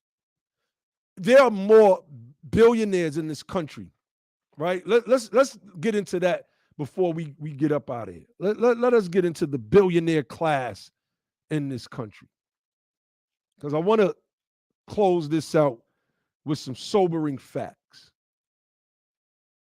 Let me see, because I touched on this about that, because like we was talking about earlier, this whole billionaire thing is a very good way of measuring what we're talking about and how race has an effect, a very apparent effect at every economic level. It doesn't even matter when you're talking about the billionaire class, because the Black billionaires are at the bottom of the billionaires list, even below the foreign-born billionaires who are now in the United States. So there's an issue there's an issue, and it can't just be about, oh well, everybody that has opportunities. Because if that was the case, you would have freedmen billionaires who are scattered, who are not all, while all of them at the bottom. They would, some of them would be spread throughout the billionaire list if it was really about just opportunities. You wouldn't have them all at the bottom. And again, I was saying earlier about basically what a person like him is trying to do is make it appear as if race really doesn't have anything to do with it. It's all like a figment of our imagination. And it really is about self-accountability and the fact you just ain't doing what you're supposed to be doing as a people. But here's the problem. You have a great example in a person like a Byron Allen, right? This is a guy who is living what people might say is the American dream. He's, they don't say that he's a billionaire from the things that I see, but he's pretty close, from the things that I see on him. He may be a billionaire, I don't know. But the fact of the matter is he's living that life. He's living the American life. He has access to resources, access to capital. He owns, he has equity, right? He's an owner, he's a businessman, he's married to a white woman, right? So he has access to things. But at the same time, this man, even with all of that, still fighting against people that he claims are racist against him and trying to stop him from being able to achieve even more success in the areas where he's working. So it can't be a figment of everybody's imagination if you have a person like a Byron Allen who's still fighting even with the things that he has and the lifestyle that he's living. It can't be that if you have all of your freedmen billionaires who are at the bottom of the billionaires list, even below people like a Mark Cuban, people who are more like new Americans, Mark Cuban, the guy who used to be the mayor of New York, what's that dude's name? Bloomberg,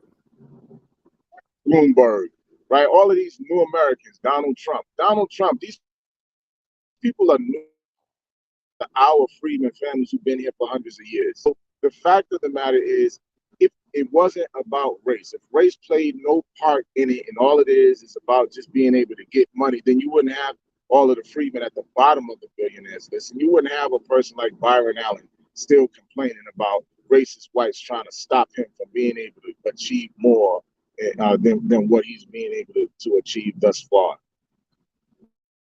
Exactly. Byron Allen is one of the best examples that we can use, that even in a country where an American freedman actually becomes a billionaire, he can still be subjected to the racism that rules and dominates corporate America. Look up Byron Allen's Supreme Court case against Comcast. And the Supreme Court used its trapdoor that it created. Like this, the Supreme Court has been one of our worst enemies in this country. With the but-for standard, but for race, can you prove that you've been discriminated against? And if you cannot show me like some emails, some text messages, something, did you record the conversation of them saying, yeah, we're not gonna add Byron Allen's channels and all of the advertisement, et cetera, because he's a black man. If you can't provide that information, then we have to reject your claims that it's race or racial discriminate, racially discriminatory. And even the point that you raised earlier, and then I'm gonna let you just finish it out. The point that you raised earlier were two of our other billionaires, Bob Johnson and Robert Smith. Both of these men talking about the need for reparative justice, for reparations. Right. Two black billionaires. These guys got equity. These guys got access. They own things. They've been on. It's not even new to them. It's not even new to them. It's the other brother that's in real estate. What is his name? Don Peebles. Don Peebles. Even Don Peebles was talking about the need for reparations for our people. So I'm just trying to understand. Like, I would love for a person like Vivek to have a conversation with these kinds of people. These people that actually already have things. I ain't talking about just like, oh, my family's good. we all right. We don't really want. No, I'm You talking mean about people better that than got more money than he does? more money than he does, but still can tell you that race plays a part in regardless of what economic status you have, race is an issue. I would love for him to tell them they're bugging the fuck out and all they got to do is work hard or do this or that and stuff so they can achieve. Like, nah, we've done all of that. We got more than you. What are you talking about? See, that's what I mean. People like him that are trying to ignore the very real lived experiences of our people, regardless of economic status, because he does not have any good intentions for us. This is why I don't understand why these people were so nice to him in that barbershop. I told my people, pull up. It's the smoking section. Sometimes it happens that way though, bro. Sometimes the conversation, it may be heated, but sometimes you come face to face and it's like, you know what, we're not gonna do that. We're gonna actually have a conversation so that because sometimes guys will use that to walk away from the conversation. Like, see, when we could Monday morning quarterback it as well, but we've been having these conversations. We've had these conversations face to face with people that tried to use the same type of talking points that Vivek used, and because we are, versed on our issues in a specific type of way, we know how to not let him escape. Like when we come into these types of debates, we are closing every escape hatch, right? So speaking of billionaires, this article, a record number of immigrants have become billionaires in the United States. So, I mean, there's a quote. This is the Zoom founder, CEO Eric Yuan, right? And he says this: I told myself, okay, great. I'll do all I can until you tell me that I can never come here anymore. Yuan told Forbes in 2019. Otherwise, I'm not going to stop. So, let me see, determined to join idols like he was the son of mining engineers in China's eastern Shandong province, right? And basically it's like, well, I'm going to come over here and I'm going to get opportunities that await me that the people in Chicago were stripped from.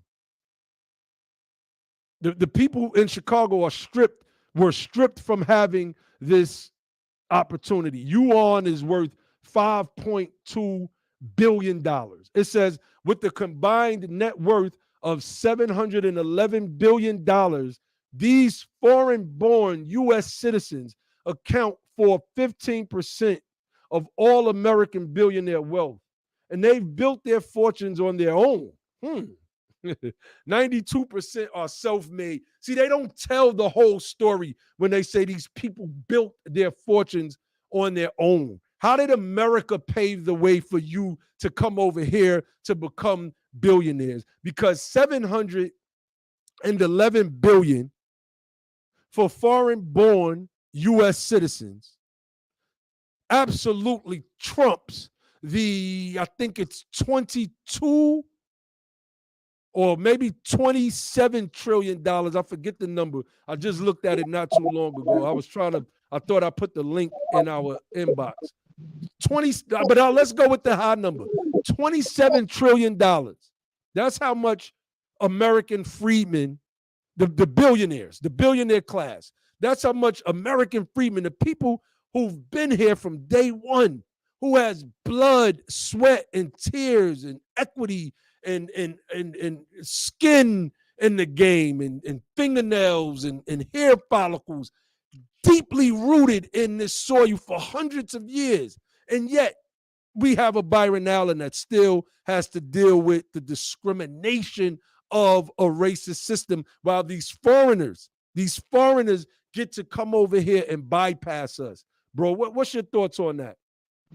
Well, you made me think about something when you started talking about the foreigners, right? Basically, it sounds like you're mostly talking about Asians. I don't know, but in any case, how many of those foreign billionaires that have been made are Nigerian? Let's see if that article. I bet you it's none of them. I'm willing to bet that not any of them are Nigerians. Well, no. That's not true. That's not true. In the United States, In the United, there are Nigerian billionaires in the United States. no.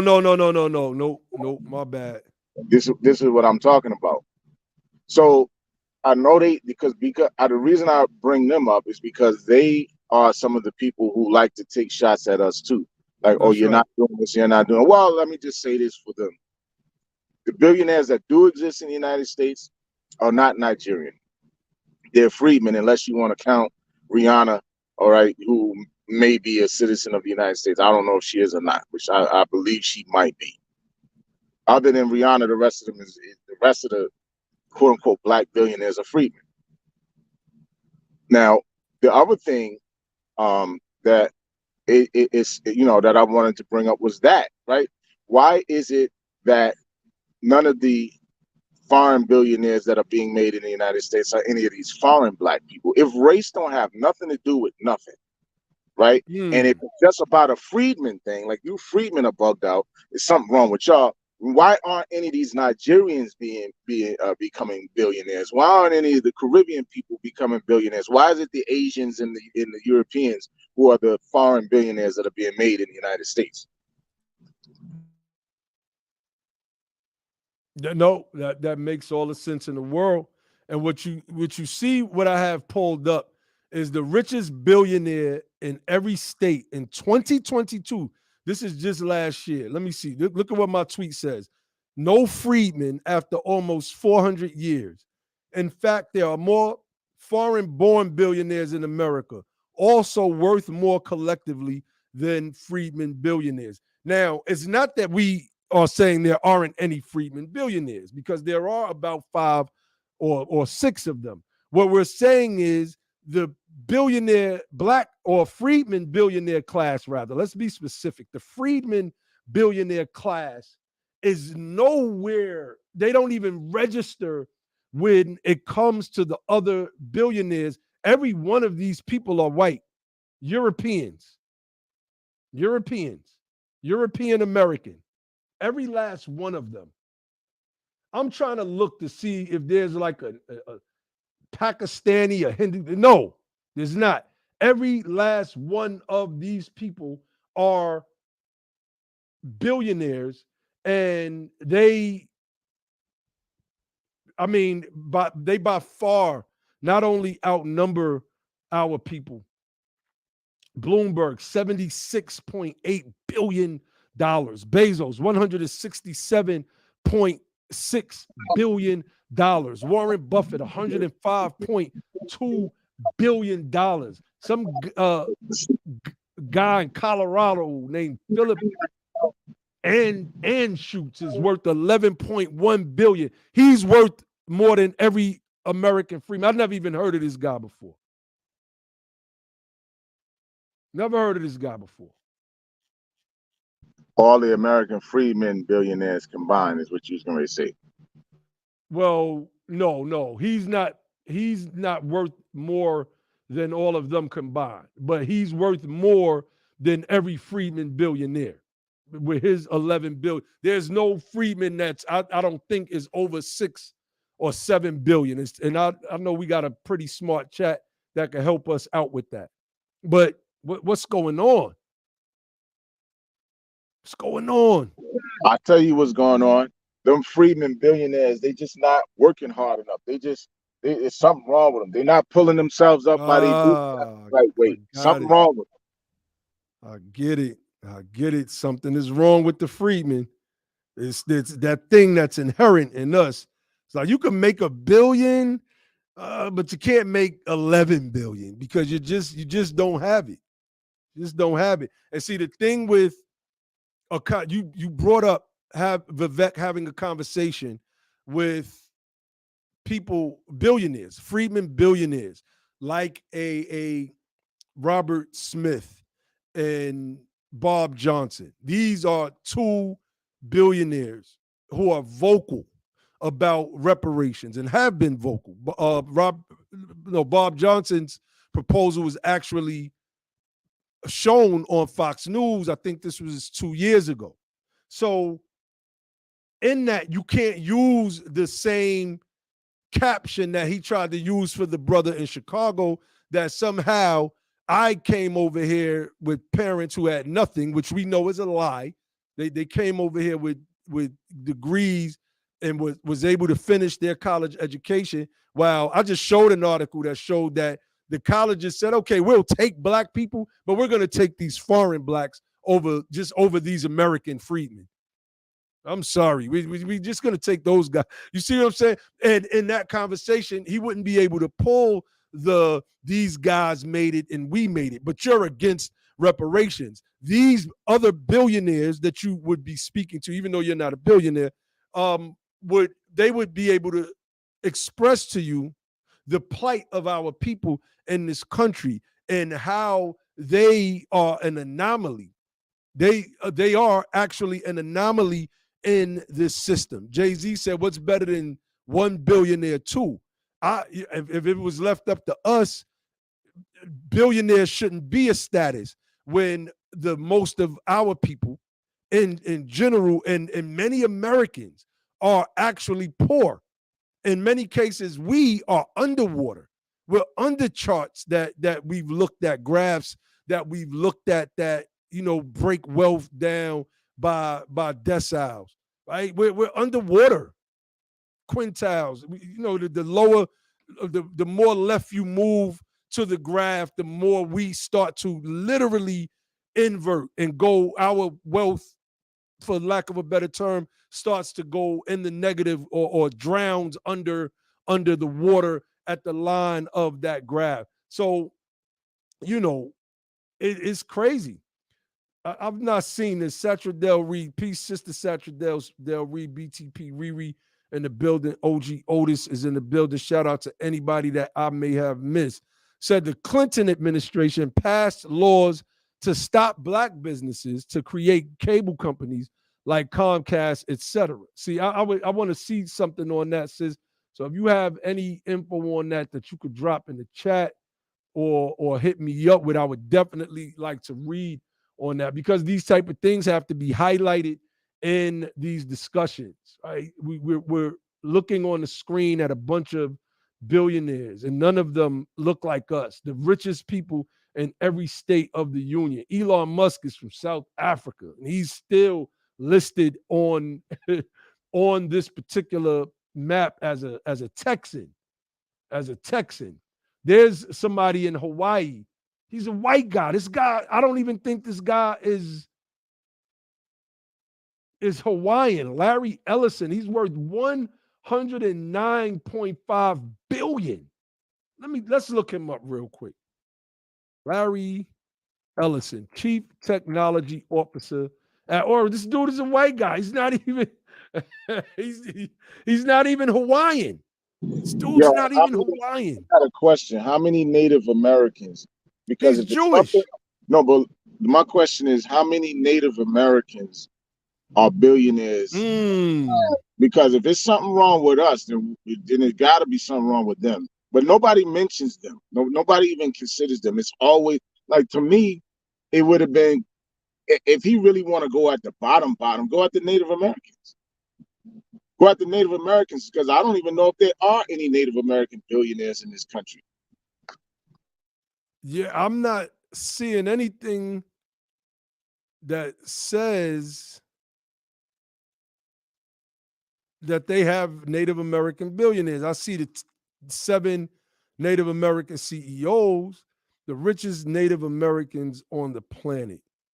Let me see. Mr. Ken Hill is a Haudenosaunee, a branch of indigenous peoples from the mighty Iroquois Confederacy. That's so funny. The Iroquois. Think about that clown that was on the other channel the other night. Hill is a billionaire. Okay, so there's one billionaire. He's a co-founder of Enterprise, which sells of tobacco of up to $300 million per year. So there's one billionaire, and his name is Ken Hill, and he comes from the branch of the Iroquois. But the point still stands, right?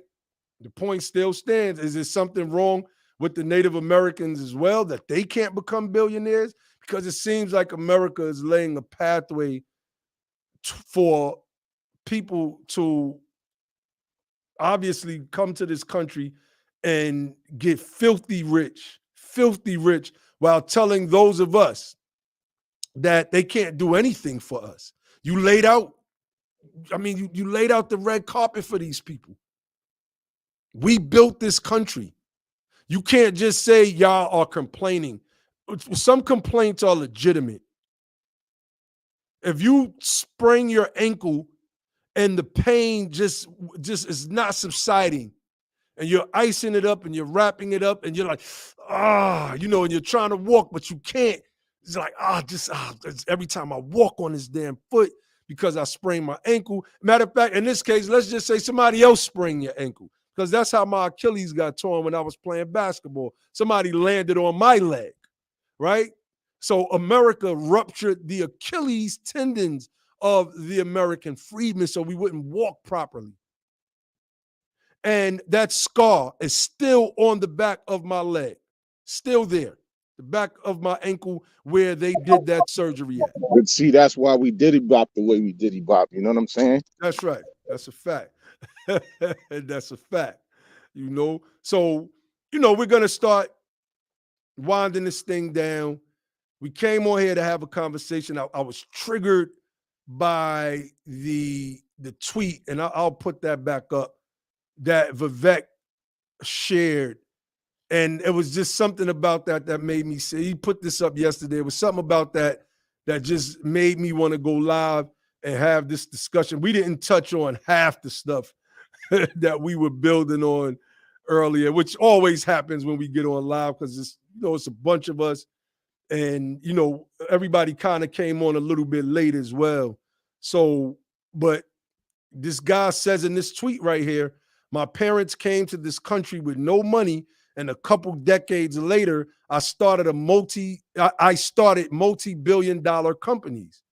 And then he says Tyrone, that's the brother Tyrone Muhammad, for those of you familiar with the brother from the Chicago area, and those that remember him going viral for smash, at the nail shops that were violating Black women up in the city of Chicago. He says of him, Tyrone was locked up for over 21 years, and a couple decades later, he worked hard to succeed and crushed it in real estate. I would like to know what Tyrone Muhammad's net worth is. I'm willing to bet, if I had to take a guess, Tyrone Muhammad doesn't have more than $100,000 in net worth. This guy's Vivek is worth $500 to $600 million. What does crushing it look like exactly? Could be a millionaire. Tyrone could be on paper a paper millionaire. It's possible. I would hope so, right? I'm always wishing for the best. I would hope so. It's possible. I don't know. I'm just guessing. I'm just taking a guess. I don't know. I have no idea. But I know depends on it. His assets. He may not be liquid $1 million. You breaking up, bro? Yeah, still breaking up. Yeah, say it again. He might not have $1 million in liquidity, but he might be a millionaire on paper based on assets. No, it's possible, right? But what happened with? I would like to also know. Okay, so it says 1.5 million. Zen Suna says 1.5 million. Okay, so I don't know if that's Tyrone Muhammad's net worth. So if that's what his net worth is, I'm way off. I'm just going. I'm using the law of averages. So forgive me if I'm reducing. Now I know, because my one of my cousins was in real estate, and he came. I mean, put it like this: he was in real estate, and on paper he was a millionaire as well because of the properties that he owned and stuff. He didn't have $1 million in cash, but it was like asset based. No, definitely. Now Vivek spoke to his parents that got to come over here and go to college again. Again, we just read from a paper that showed that these selective universities, when they had the opportunity to pick quote unquote black people, they chose the immigrants, those of black immigrant stock. They chose them. They selected them in place of American freedmen. In place of. So let's look up this article. All right, what's going on? Why is this doing this? Why is that there? Okay. The drop down window for whatever reason is okay. There we go.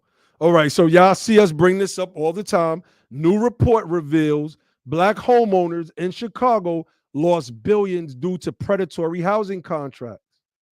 I'm gonna read a little bit of this and then we could close this out. I bet you Vivek didn't address any of that, did he? No.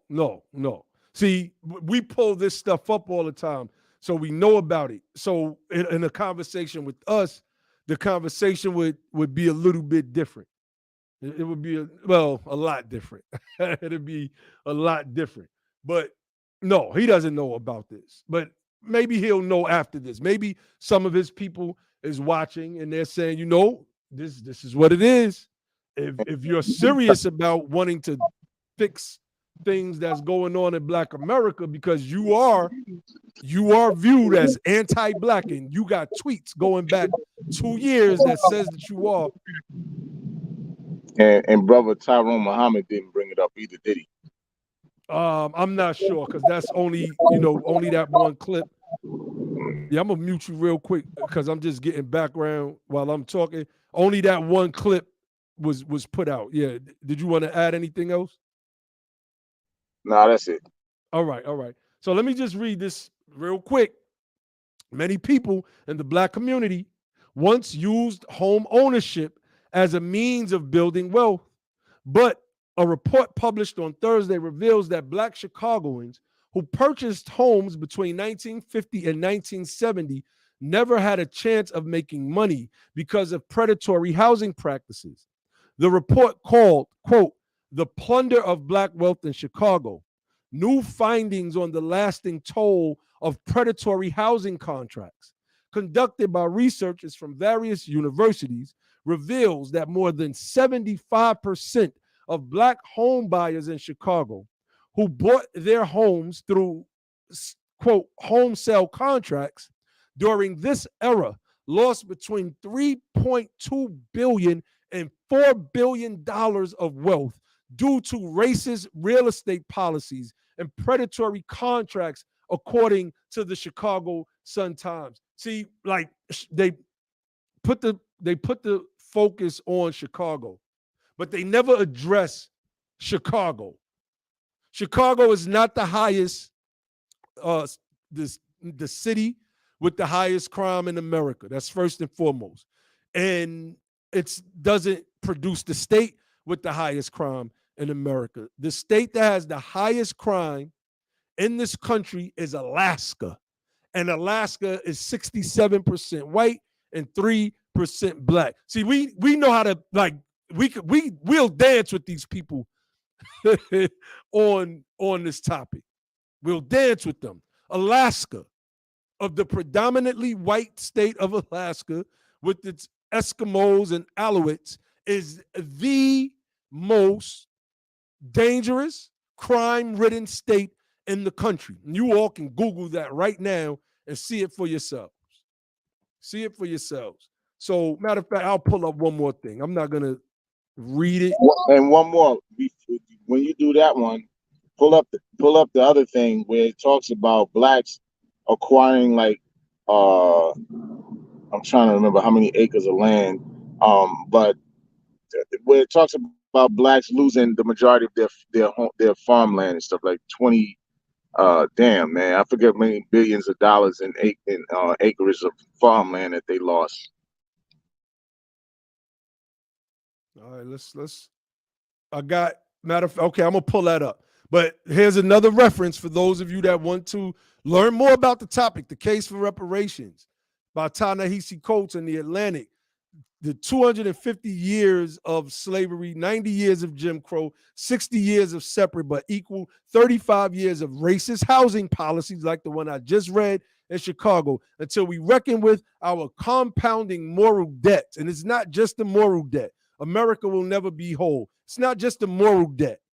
It's an actual financial debt. We worked for free, and then we were discriminated against, and then we had taxation without representation. We paid taxes in places like in cities like Chicago, and yet we were told that we couldn't eat at the restaurants there or get rooms at the hotels there, that we couldn't partake in the everyday activities of normal citizens, right? And by normal, I guess we mean white, which is what Josh stated earlier.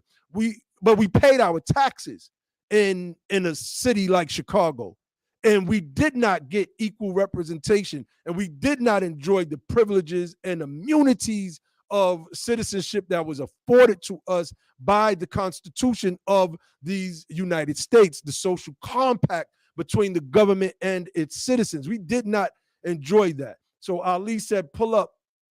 I ain't gonna get into that one. So I'll pull up the housing piece. Let's pull that up. Let us get into that before we get up off of here. I mean, not the housing piece, the land. Here's an article. How the government helped white Americans steal black farmland. There was once a thriving black middle class based on farm ownership. But during the 20th century, the USDA helped erase that source of wealth. The Office of Civil Rights at the Agriculture Department is located on the third floor of a building named after a white supremacist. The Jamie Whitten Building, named in 1994, honors a member of Congress who started his career by eliminating a federal agency because its studies encouraged quote unquote racial intermingling. It did not. First and foremost, this is something that they use. Y'all don't want these, these big black men putting their cursed elongated penises in white women, right? So whenever there's anything that deals with quote unquote Negro uplift in this country, we as white racists are going to go out into the media and say they're trying to promote racial mixing, which is going to get the whites up in arms. And this is exactly what they did. Let me finish. It says, and ended it by referring to Mike Epstein, a black member of Congress and future Secretary of Agriculture, as boy. Whitten's prejudices were reflected in the policies he supported. Floods of cash for wealthy white farmers and next to nothing for black farmers. See, we could extend this conversation another 45 minutes if we chose to, just pulling up references that align with the paragraph that I just read, from the agricultural aspect to the white backlash aspect. Whenever there was some programs put in place for us, that's why Vivek is doing what he's doing. It's like, oh, snap. I said something against maybe Biden, and it didn't really get anything. I said something against, let's just say AOC, got some tweets. But when I said something about reparations to black people, I have millions of Twitter impressions. Let's keep this thing going. No, we're going to call you on that. We're going to call you on that. So let me see.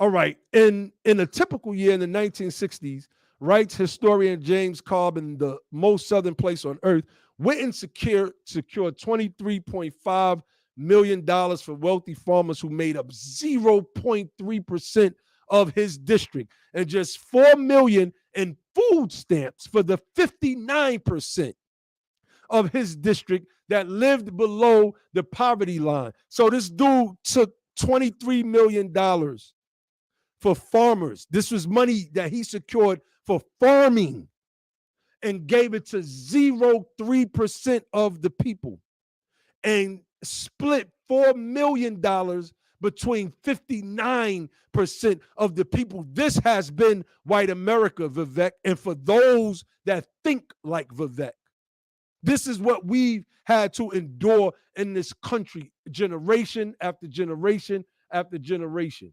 This chart shows land ownership from the 1920s, black-owned land in millions of acres. So we start 1920s, so we could see up here. So we're looking at 15 million acres.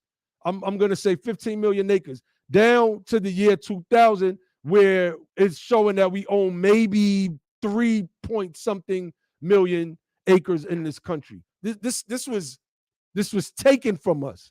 This was stolen from us by the white citizens in this country and by the governmental agency that was established to help farmers, not help discriminate against those that don't look like the white ones.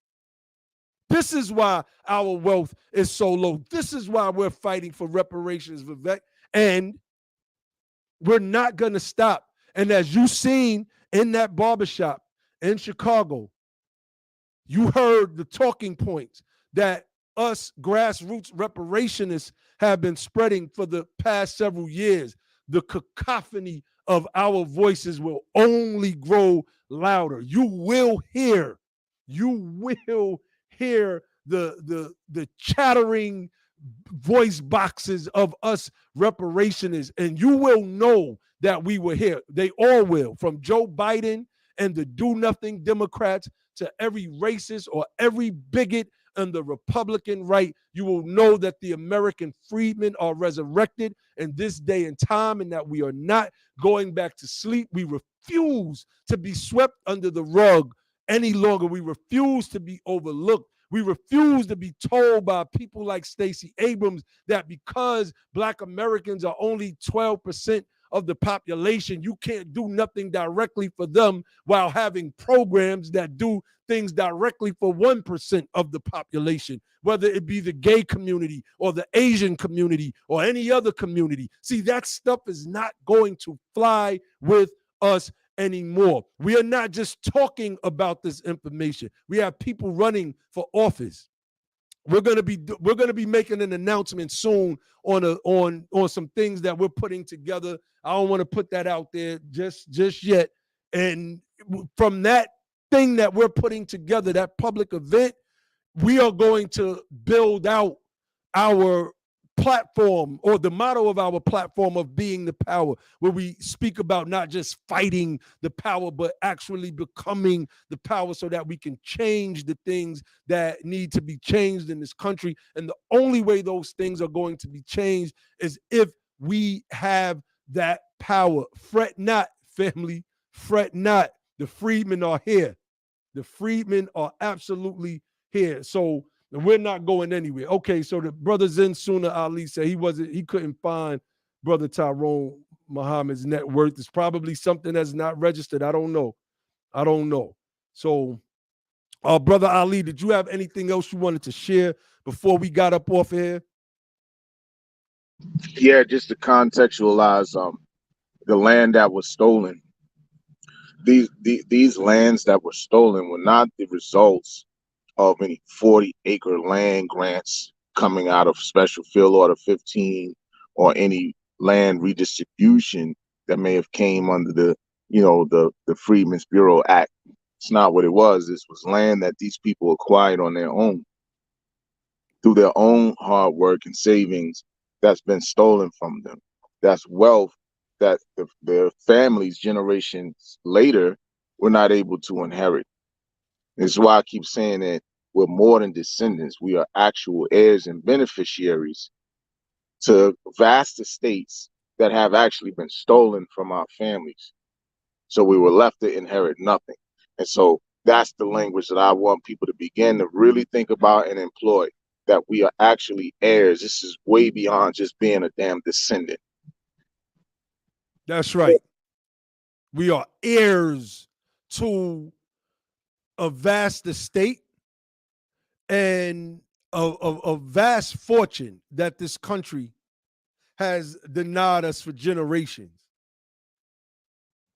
We at BTP are about getting the language right. You'll never hear us running around talk about we are Black American Negro freedmen. Saying nonsense like that, knowing that we're dealing with issues that, or where race and invoking race is going to stop what we're doing. We give a shout out to our freedom fighting ancestors during the times before Reconstruction and during Reconstruction, and those radical Republicans that stayed the course, to make sure that we would have something in these days and times to look to undergird our fight. And we have that in the Reconstruction Amendments of the 13th, 14th, and 15th Amendments. We tried to get Eric Foner on to have a discussion with us, but he's older now, and he said he doesn't have those types of discussions anymore. I think I'm going to reach out to him again, because we want to start having these discussions with constitutionalists and those who are versed in Reconstruction history, especially from a legal perspective, right? We want to get into the remedy. Our remedy in this country lies in the 13th, 14th, and 15th Amendments, period. That's where our remedy is at. Roland Martin is not going to tell you that. The Black Democratic shell class, they're not going to tell you that. And surprisingly enough, the people that we've been building with more recently, the Black Republicans, Black conservatives, they understand that, because they understand politics from a constitutional perspective in a way that Democrats do not, period. Democrats don't care about looking at things from a constitutional perspective. They care about open borders and opening things up for everybody else, while using the plight of our people. At least with most Republicans, they just going to tell us no to our faces. What did Mitch McConnell say? Right? And even on the left, look at Bernie Sanders. Bernie Sanders is a white liberal, a progressive. He vehemently opposes reparations for the American freedmen. He ran a whole campaign. And his campaign, he didn't even, when you listen to sisters like Tesla Figaro talk about that Bernie Sanders campaign and why she left was due to the fact that their Black outreach sucked. And these people they try to use us. All of them try to use us. We refuse to be political footballs. And what we're doing over here at BTP, I don't know if you ever see those pranks where they'll take a round stone and paint it in the colors of a soccer ball and make it look like a soccer ball, right? Huh? I'll get to that. And then when they go kick the stone, it breaks their toes. That's what we're doing right now. We are painting these perfectly round stones to make them look like soccer balls. And when they come to kick over here, they break their toes and break their feet and realize that this is something different. And once the facade comes off, you'll see us for who we are. That's for when we're just setting those particular types of traps for those people that think that they could continue to use us from either side of the aisle. And of course, Josh jumps on right as I'm about to end it. But I want to go to a comment that's equanimity. Says, so it's okay to have African legal immigrants, but not Asian legal immigrants? I don't really understand the question, equanimity, but let me tell you our position here at Be the Power. The legislation that has allowed immigration, massive waves of immigration, starting from the 1800s on through the 1960s, right on up to now, has led to a suppression of wages for particularly freedmen men, quote unquote, Black American men. Suppression of our wages. We are immigration restrictionists over here. If we had our way, we would close the borders indefinitely until American freedmen are made whole in this country. and in many cases return many, especially since Biden came in office, to the 20 to 30,000 immigrants of all ethnic backgrounds that have come into this country every month over a 2-year period. Return them back to their countries. That's in part our policy over here at Be the Power and the United Sons and Daughters of Freedmen. So I don't know what you were getting at with your questions, but I hope our answer gave a little more context on what we're Peace. about. Go ahead, Josh. Yeah, I don't know. I just, I was off and eat with the family, whatever. But just hopping back on, I don't know if you covered like some of the stuff from back of the higher line. No, I haven't. Well, I think the thing about this, right? And first off, let me just say that, yeah, we understand we don't have any friends. We don't. It's nobody really coming to help us. Nobody wants to come and play for the losing team. And if they don't care about the bottom, where they're from, they sure not can care where we're from. With all that being said, there are some. You don't always want to paint the whole group with a broad brush. And there are some folks that are. And anytime you want to talk and say, well, these people, you got to be careful because there's certain people in there you kind of alienating. So that's definitely not what we're trying to do. We're trying to paint a picture to make sure that people understand that it's easy to understand how people like Vivek can get the balls to do what he's doing and feel free about it, because it's not a hard concept. It's not an unfamiliar concept, I should say. So with that being said,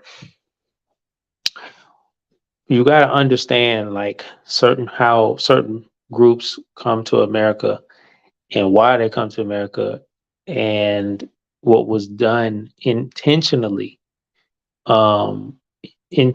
by this Congress. Man, I wish I had that excerpt from back with the hotline, but basically I want to say it was like the Department of Commerce. I think it might have been the Department of Commerce. Anyways, they put out this report called like Workforce 2000. And basically they were saying that if we did not do something about the labor shortage, we're going to have a big problem. And basically they're saying that they're running out of white working age men and women, white working age, workers and they wouldn't have enough people to be employable to meet the needs of the growing economy, especially in technology. And so they actually recommended that you go to the, if we're going to say American freedmen population that have been historically overlooked, and you would make the proper investments and get them trained and prepared to meet the needs of the workplace and the labor market. Since that, it doesn't make any sense when you got freedmen over here with 10, 20% all these crazy levels of unemployment, especially after you start deindustrializing and all this kind of stuff. And then you have everybody else with way lower unemployment numbers. We always have at least double everybody, at least double the highest numbers of white unemployment. It doesn't make sense that you allow these freedmen to still be over here, not being employed because they're not being hired and not, all the various factors we're not going to get into. That's what they recommended. But instead, Congress and executive policy, they chose to disregard the recommendations of that administrative branch. Office of Government. I want to say it was Commerce. Don't quote me on that. Workforce 2000. You can look it up. And they disregarded that. And what they chose was a policy of mass immigration to meet both the blue collar labor and the white collar labor. And essentially they left the freedmen locked out. And in many cases, because this new labor was cheaper and more exploitable, they roll with that. And It was a conscious decision to keep the freedmen unemployed and underemployed, and to selectively bring in people that now they didn't have to invest in. They didn't have to make investments in education. They didn't have to put way more money in HBCUs. They didn't have to go to high school and okay, you're not going to put me in trade programs. Well, how about you train me on computer language, computer and coding and all the different tech parts of tech. How come you didn't train people in telecom? And how come you train people? You didn't train the freedmen in none of that. You could have. You were supposed to. It was recommended for you to do that. But instead, what you chose to do was say, "Nah, we're gonna leave the freedmen in blight. We're gonna do benign neglect, and we're gonna instead go and cherry pick the most skilled, the most talented, the most well off, and the most the people that made it through, the people who had the best education, upbringing, and that were upper class of these different countries, especially countries that focused a large investment in training in like certain sectors, like India. They train a whole lot of people in STEM, science, technology, energy. I mean, engineering and mathematics. They have a whole, and think about a country that has damn near 2 billion people. You're gonna have like 5% of 2 billion. What's that? 100 million. So that's, excuse me. Damn. Yeah. 100 million. So something like that. Don't quote me on my math. But point is, that's a whole lot of people. You can take a small percentage that make it through the crack. That's their privilege. A small percentage of a huge number is a way bigger number. So they have so many people to pick from there. And then so you bring, and I'm just using India as an example. You can say China, you can say some other countries, but India is the most. And you bring them here and you juxtapose that against, what if America did what was recommended? What if they actually invested in the freedmen? What if they actually, and this is not even reparations, right? This is just basically saying America has a need, so we're going to train American citizens to meet the needs of its economy. But they said, no, we're not going to be patriotic. We're not going to have pride in our country. We're not going to prioritize America. We're going to prioritize other countries, and we're going to prioritize private corporations' profits. And we're going to prioritize and maintain the hierarchy of white supremacy by keeping freedmen at the bottom. So these are the things that you have to keep in mind when you look at when people try to make certain tropes and people try to make certain assertions, saying, "Oh, I came over here with nothing, and look where I'm at, and why y'all people still in this position you have." Yeah, you don't know what you're talking about if you're not considering the politics of what brought you here. And stop using anecdotals. Let's look at the group. And when you do that and you dig into the history, it's gonna come. As much as people say limit, like one of his parts of his platform was limit managerial government and all this kind of stuff. He want to cut federal jobs. Understand what he's saying? Like the federal government. Think about that's the post office. Post office employ a whole lot of black folks. There's a whole lot of black folks employed at the post office. A whole lot of black folks in, federal workers. Probably, I want to say, disproportionate to private industry. So yeah, we will be disproportionately affected by the cut of federal jobs. That's for sure. Federal, state, local jobs. Government jobs. We would definitely be affected, and he knows that. And another thing with private industry, as much as he wants to talk about, if we want to make the case about immigration, private industry is the one that is the main culprit with hiring illegal immigration labor. Not the government, not the federal government. The federal government is not the chief culprit in hiring illegal immigration labor, because they're going to make sure you go through a strict background check process. And the federal government, state, local governments, both of them, private industry is the main one. So you're talking about, you want to remove government regulations and all this kind of stuff. What you're saying is, I want to be able to reduce the amount of oversight, reduce the amount of enforcement on what is one of the things that is causing some of the economic problems and social problems that we're facing now. So I don't, if you don't understand that nuance, that you don't understand, and you can be taken advantage of. So just wanted to share that piece and pass it back to you, bro. Oh, yes, indeed. Yes, indeed. Powerful, powerful. And while you were talking, I pulled up the screenshot that showed half of the world's poor live in just 5 countries. And the country that Vivek's family comes from is, in fact, one of those 5 countries. So I'm gonna play this last piece before we get up out of here. For those of you who join late, make sure y'all click like on the button, support the platform. You can Cash App Be the Power. You can use the Super Thanks feature, which once the video ends, you'll see there's a feature that you can use to show your appreciation to the video after it's been done. It's called Super Thanks.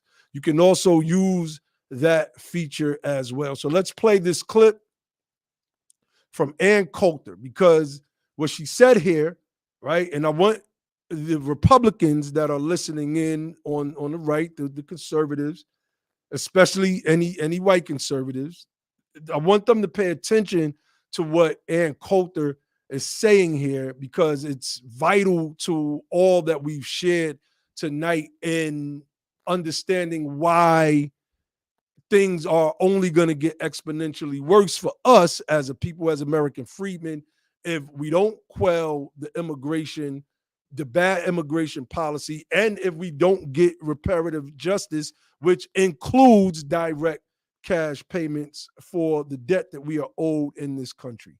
You make kind of a provocative comment in your new book here, Mugged, and I think it's on page 151. You write that various groups, feminist, gay rights groups, and those who are defending immigrants have commandeered the Black civil rights experience. Yes. What do you mean by that? Yes, I'm glad you asked that, because I think it's one of the most important points of the book. I mean, I think the way liberals have treated Blacks like children, and many of their policies have been harmful to Blacks. At least they got the beneficiary group right. We do have to, we shouldn't.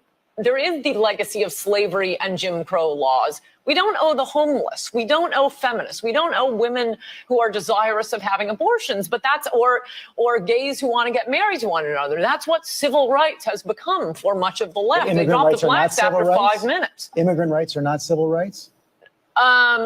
No, I think civil rights are for Blacks. See, this is essentially the problem, and the Republicans What have we done to the immigrants? We owe Black people something. We have a legacy of slavery. Immigrants haven't even been in this country. But you see, most of us are either immigrants or are the descendants of immigrants, and we understand that not everybody. There are Native Americans in, but we understand in this country. We understand in this country that kind of self-deportation, making things so difficult for immigrants, for undocumented immigrants, that they have to leave, or the DREAM Act, vetoing, threatening to veto the DREAM Act, which is what Romney has said. And again, we have Governor Romney, who is basically taking a position that is anti a large and the fastest growing segment of the electorate. And here's the thing, if Republicans don't do something with immigration, and if Republicans are so far away from Latinos, they're going to lose not only this election, they might lose the White House for generations. The future. And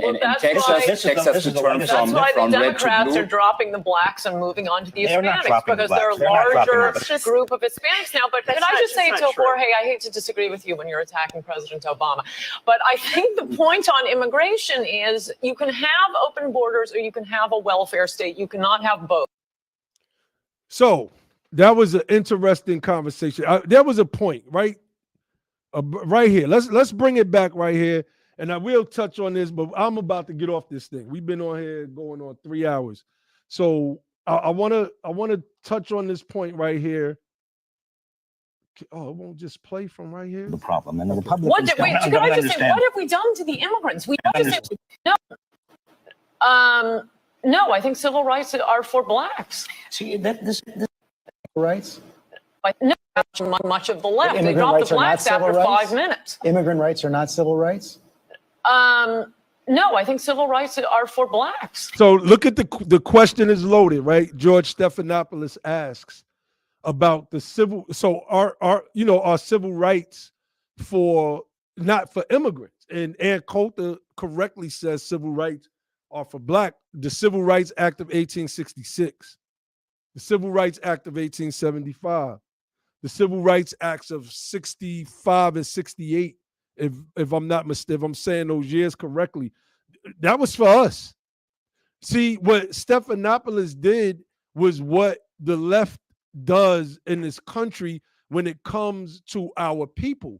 It extends the things that was set aside for us, like affirmative action, to everybody else, even if it is detrimental to us. And that's what it flowed out of his mouth so effortlessly because he's been indoctrinated to believe that. What do y'all say on that point?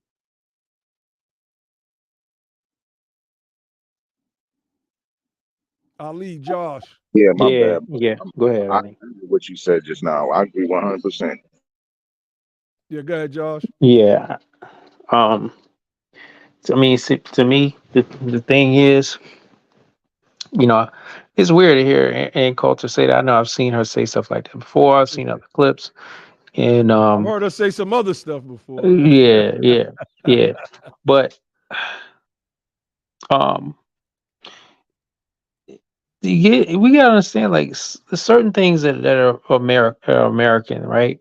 The American, we say civil rights, and I was reading I think it was either the original meaning of the 14th Amendment or the founding second founding. I can't remember, but it was really, I think it was the original meaning. It was discussing how, you know, you says civil rights, that stuff is for citizens. Like that's for Americans.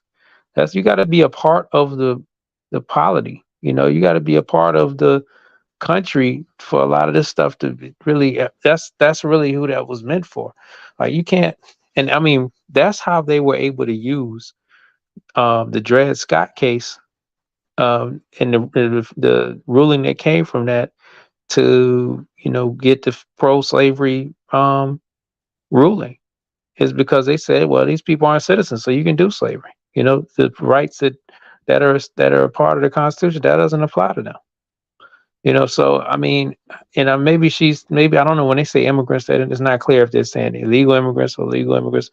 All I'm trying to say is when we're talking about what is set aside to make sure when America does something to take care of its citizens, you can't just prostitute that out to think like that's supposed to go to everybody else that is trying to come over here.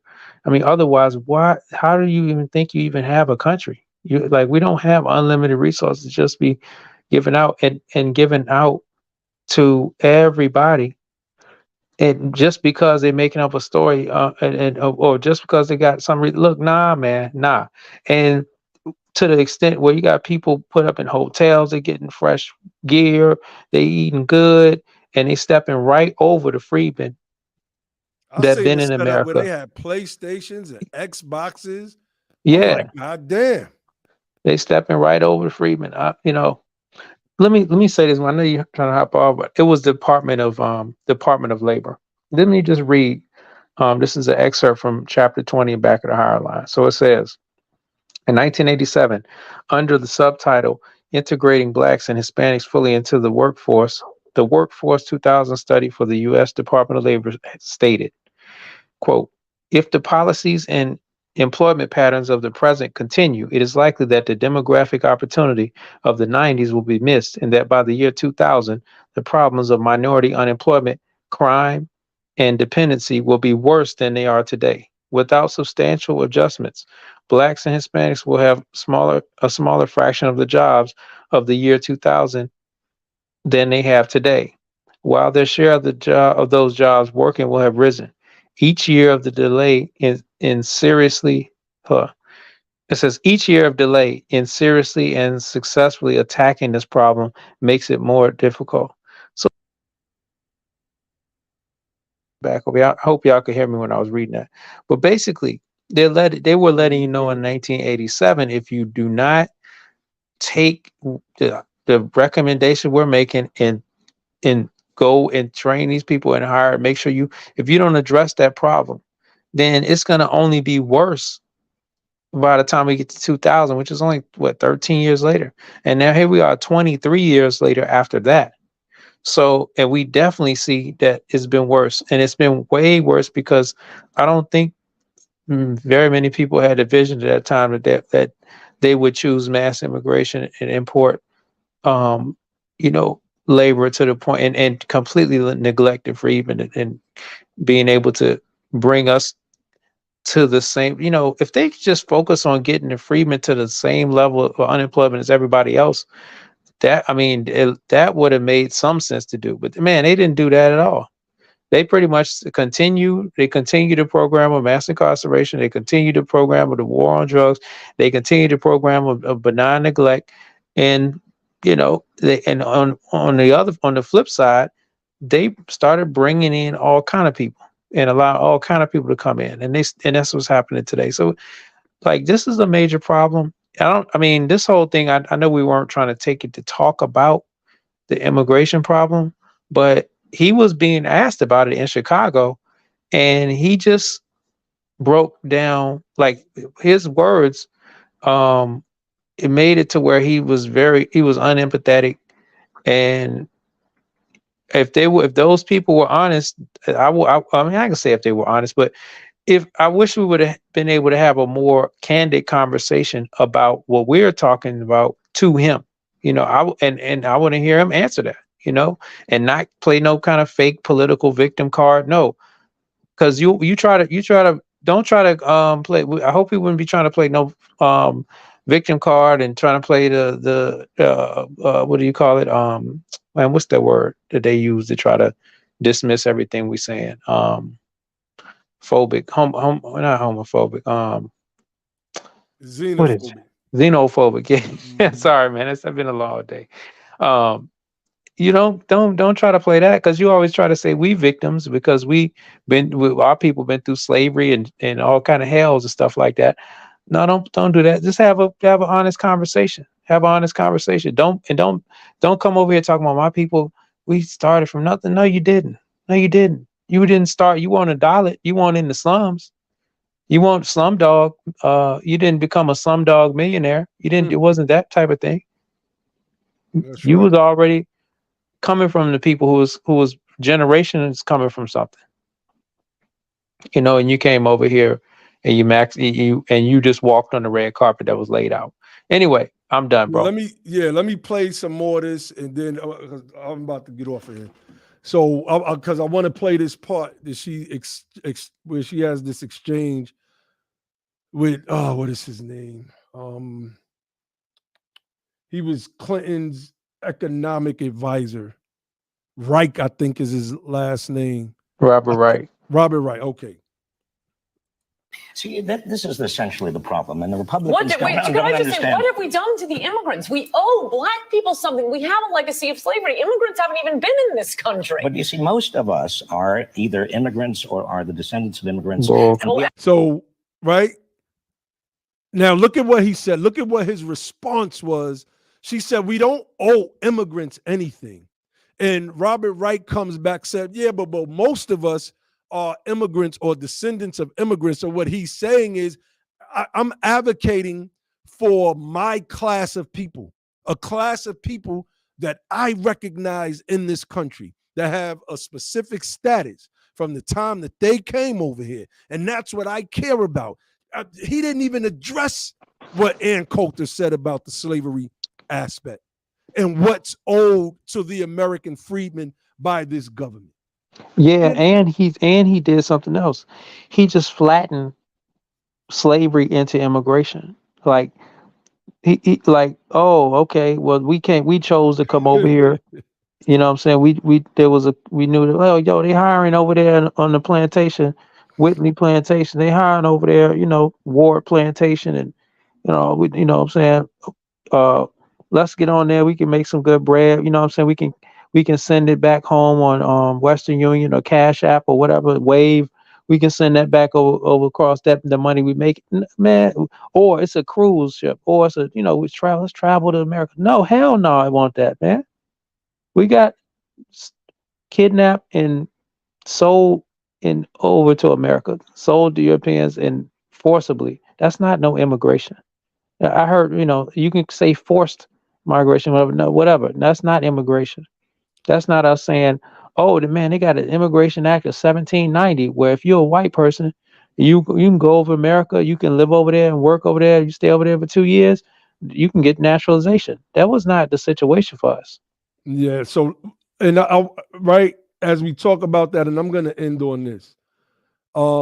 This article is about Silicon Valley's Indian community pushes to reform H-1B visa program. And so I'll read a little bit. The H-1B visa is such a big deal for the Indian expatriate community in Silicon Valley that immigration lawyer Madhuri Namali has been able to build her business around it. Sheesh. Namali says over half of her, basically, these are people advocating for their people. If it causes detriment to American freedmen, so what? So what? It says hundreds of thousands of Indian expats hold H-1B visas. Many live in Silicon Valley, and many feel the H-1B program has major problems no one is addressing. So if I bring up poverty in South Carolina, poverty in Alabama and in Louisiana and Georgia and Mississippi and Tennessee, basically all over this country where we have large pockets of American freedmen, we get told what Stacey Abrams said to us, which was, well, because y'all are such a small portion of the population, really, so how many Asian Americans are here? Then you look up how small that portion is. Then you say, well, how many of those that are classified as Asian Americans are actually from India? And that number shrinks drastically. So you'll do something for the maybe, I don't know what it is, maybe 1 or 2 million people here with these H-1B visas and these people that are fighting the government. Y'all are going to do something for that because these people are going to push and they're going to use the wealth that they're getting from Silicon Valley to make sure that they lobby for it. You locked us out of wealth so that we couldn't have the money to lobby for things that are needed for us. You went to Silicon Valley and it was like walking into Scrooge McDuck's vault and jumped into seas of gold and money all over the place. What we're saying is we didn't even get a chance to sniff Silicon Valley. I am pretty certain that if we had the same opportunities as Indians did in the tech industry, we would be blowing them out of the water. We are the most creative people on the planet, the American freedmen. Everything we touch, we put a little bit of seasoning salt on it and spice it up some more. So we would, in my opinion, if we had our own Silicon Valley, our own AI Valley, if you will, we would be head and shoulders above everybody else. I believe robotics would be advanced. I believe everything that has to do with the tech industry, from software to hardware, would be advanced based on the genius of the American freedmen. But no, America boxed us out of those opportunities, told us to pull ourselves up by our bootstraps, and gave H-1B visas to people from other countries so they can walk into Scrooge McDuck's vault and then have a net worth of, what is it, Josh, $400,000 or something like that? Depending on where you at. Where I'm at is 573,000. Los Angeles, about DC is 573,000, and American freedmen is 3,500. So let me put that link in the inbox as well. So family, we gonna get up off here. Y'all see what it is. Y'all see what it is. Brother Ian is right. These white immigrants have a nostalgic love for other immigrants. I believe that. And the way Robert Reich just completely dismissed Ann Coulter when she said, what did we do to the immigrants? the black Americans. And this dude said, yeah, but most of us are from immigrant stock. So it's okay for you to advocate for the people of your class, of your Yeah, status, but the it's not crazy, okay for us. the Nah, crazy, and the we crazy, about to turn that on its head. Go ahead, bro. and the We're gonna crazy close part that up about there. that, my bad. No, The go crazy ahead, part bro. about that is that you gotta. I mean, if we were on there, we would have came right from that when affirmative action was white. That's right. See, when your people came as immigrants, all the rest of the immigrants, they got to access whiteness. They got to come and be slave owners. They got to come and be members of the Ku Klux Klan and fight against us.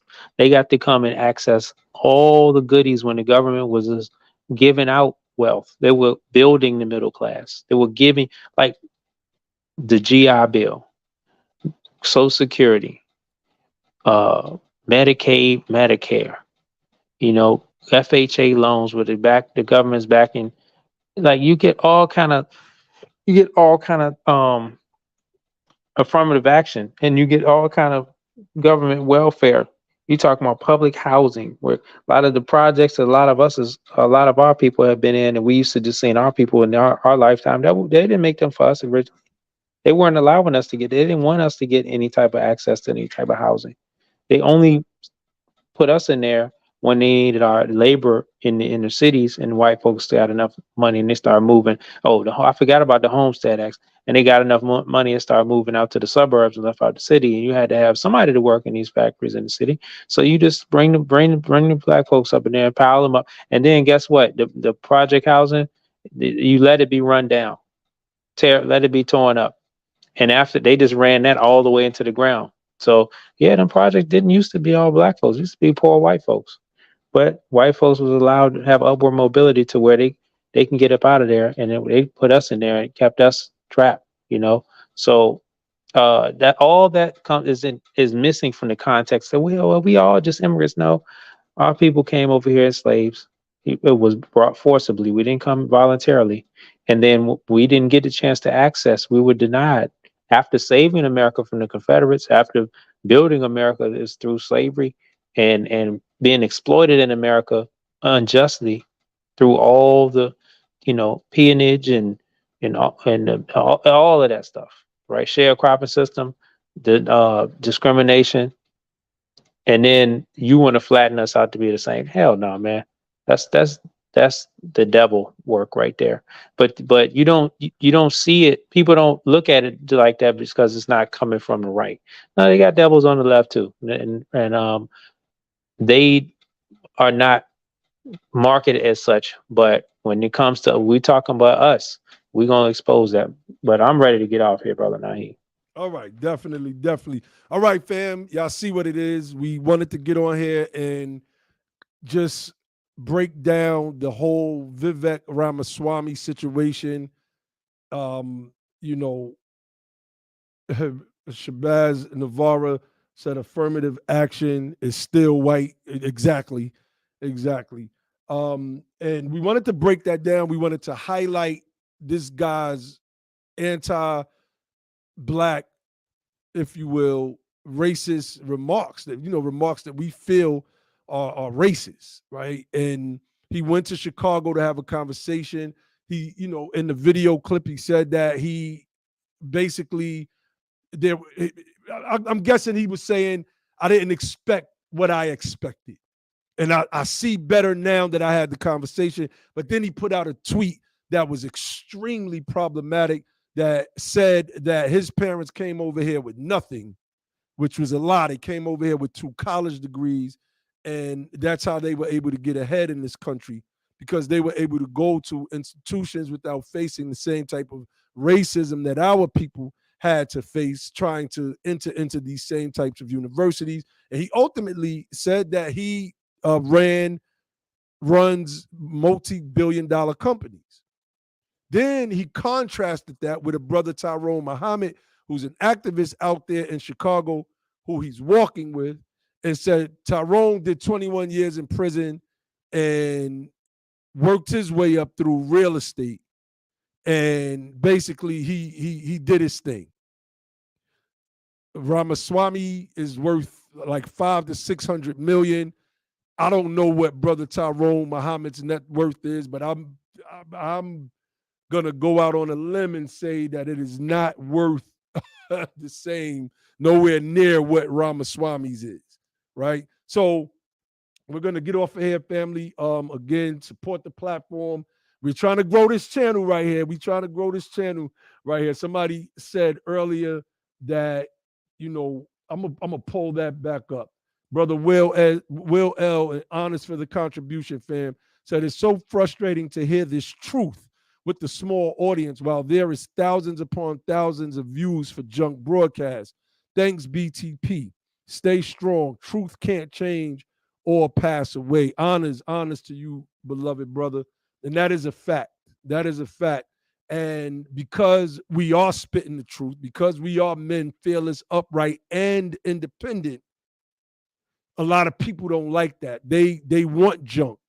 They want people to lie and run online Twitter cults so you can support whatever videos and DVDs and movies or whatever the hell they got coming out, and pretending like they're a part of the reparations push and saying that they made sure they got the language, the people in Cali got the language right. Nobody consulted with those people. I can show you the DM I got where the people from California asked BTP to help them draft the language for SB 189. I can pull that up.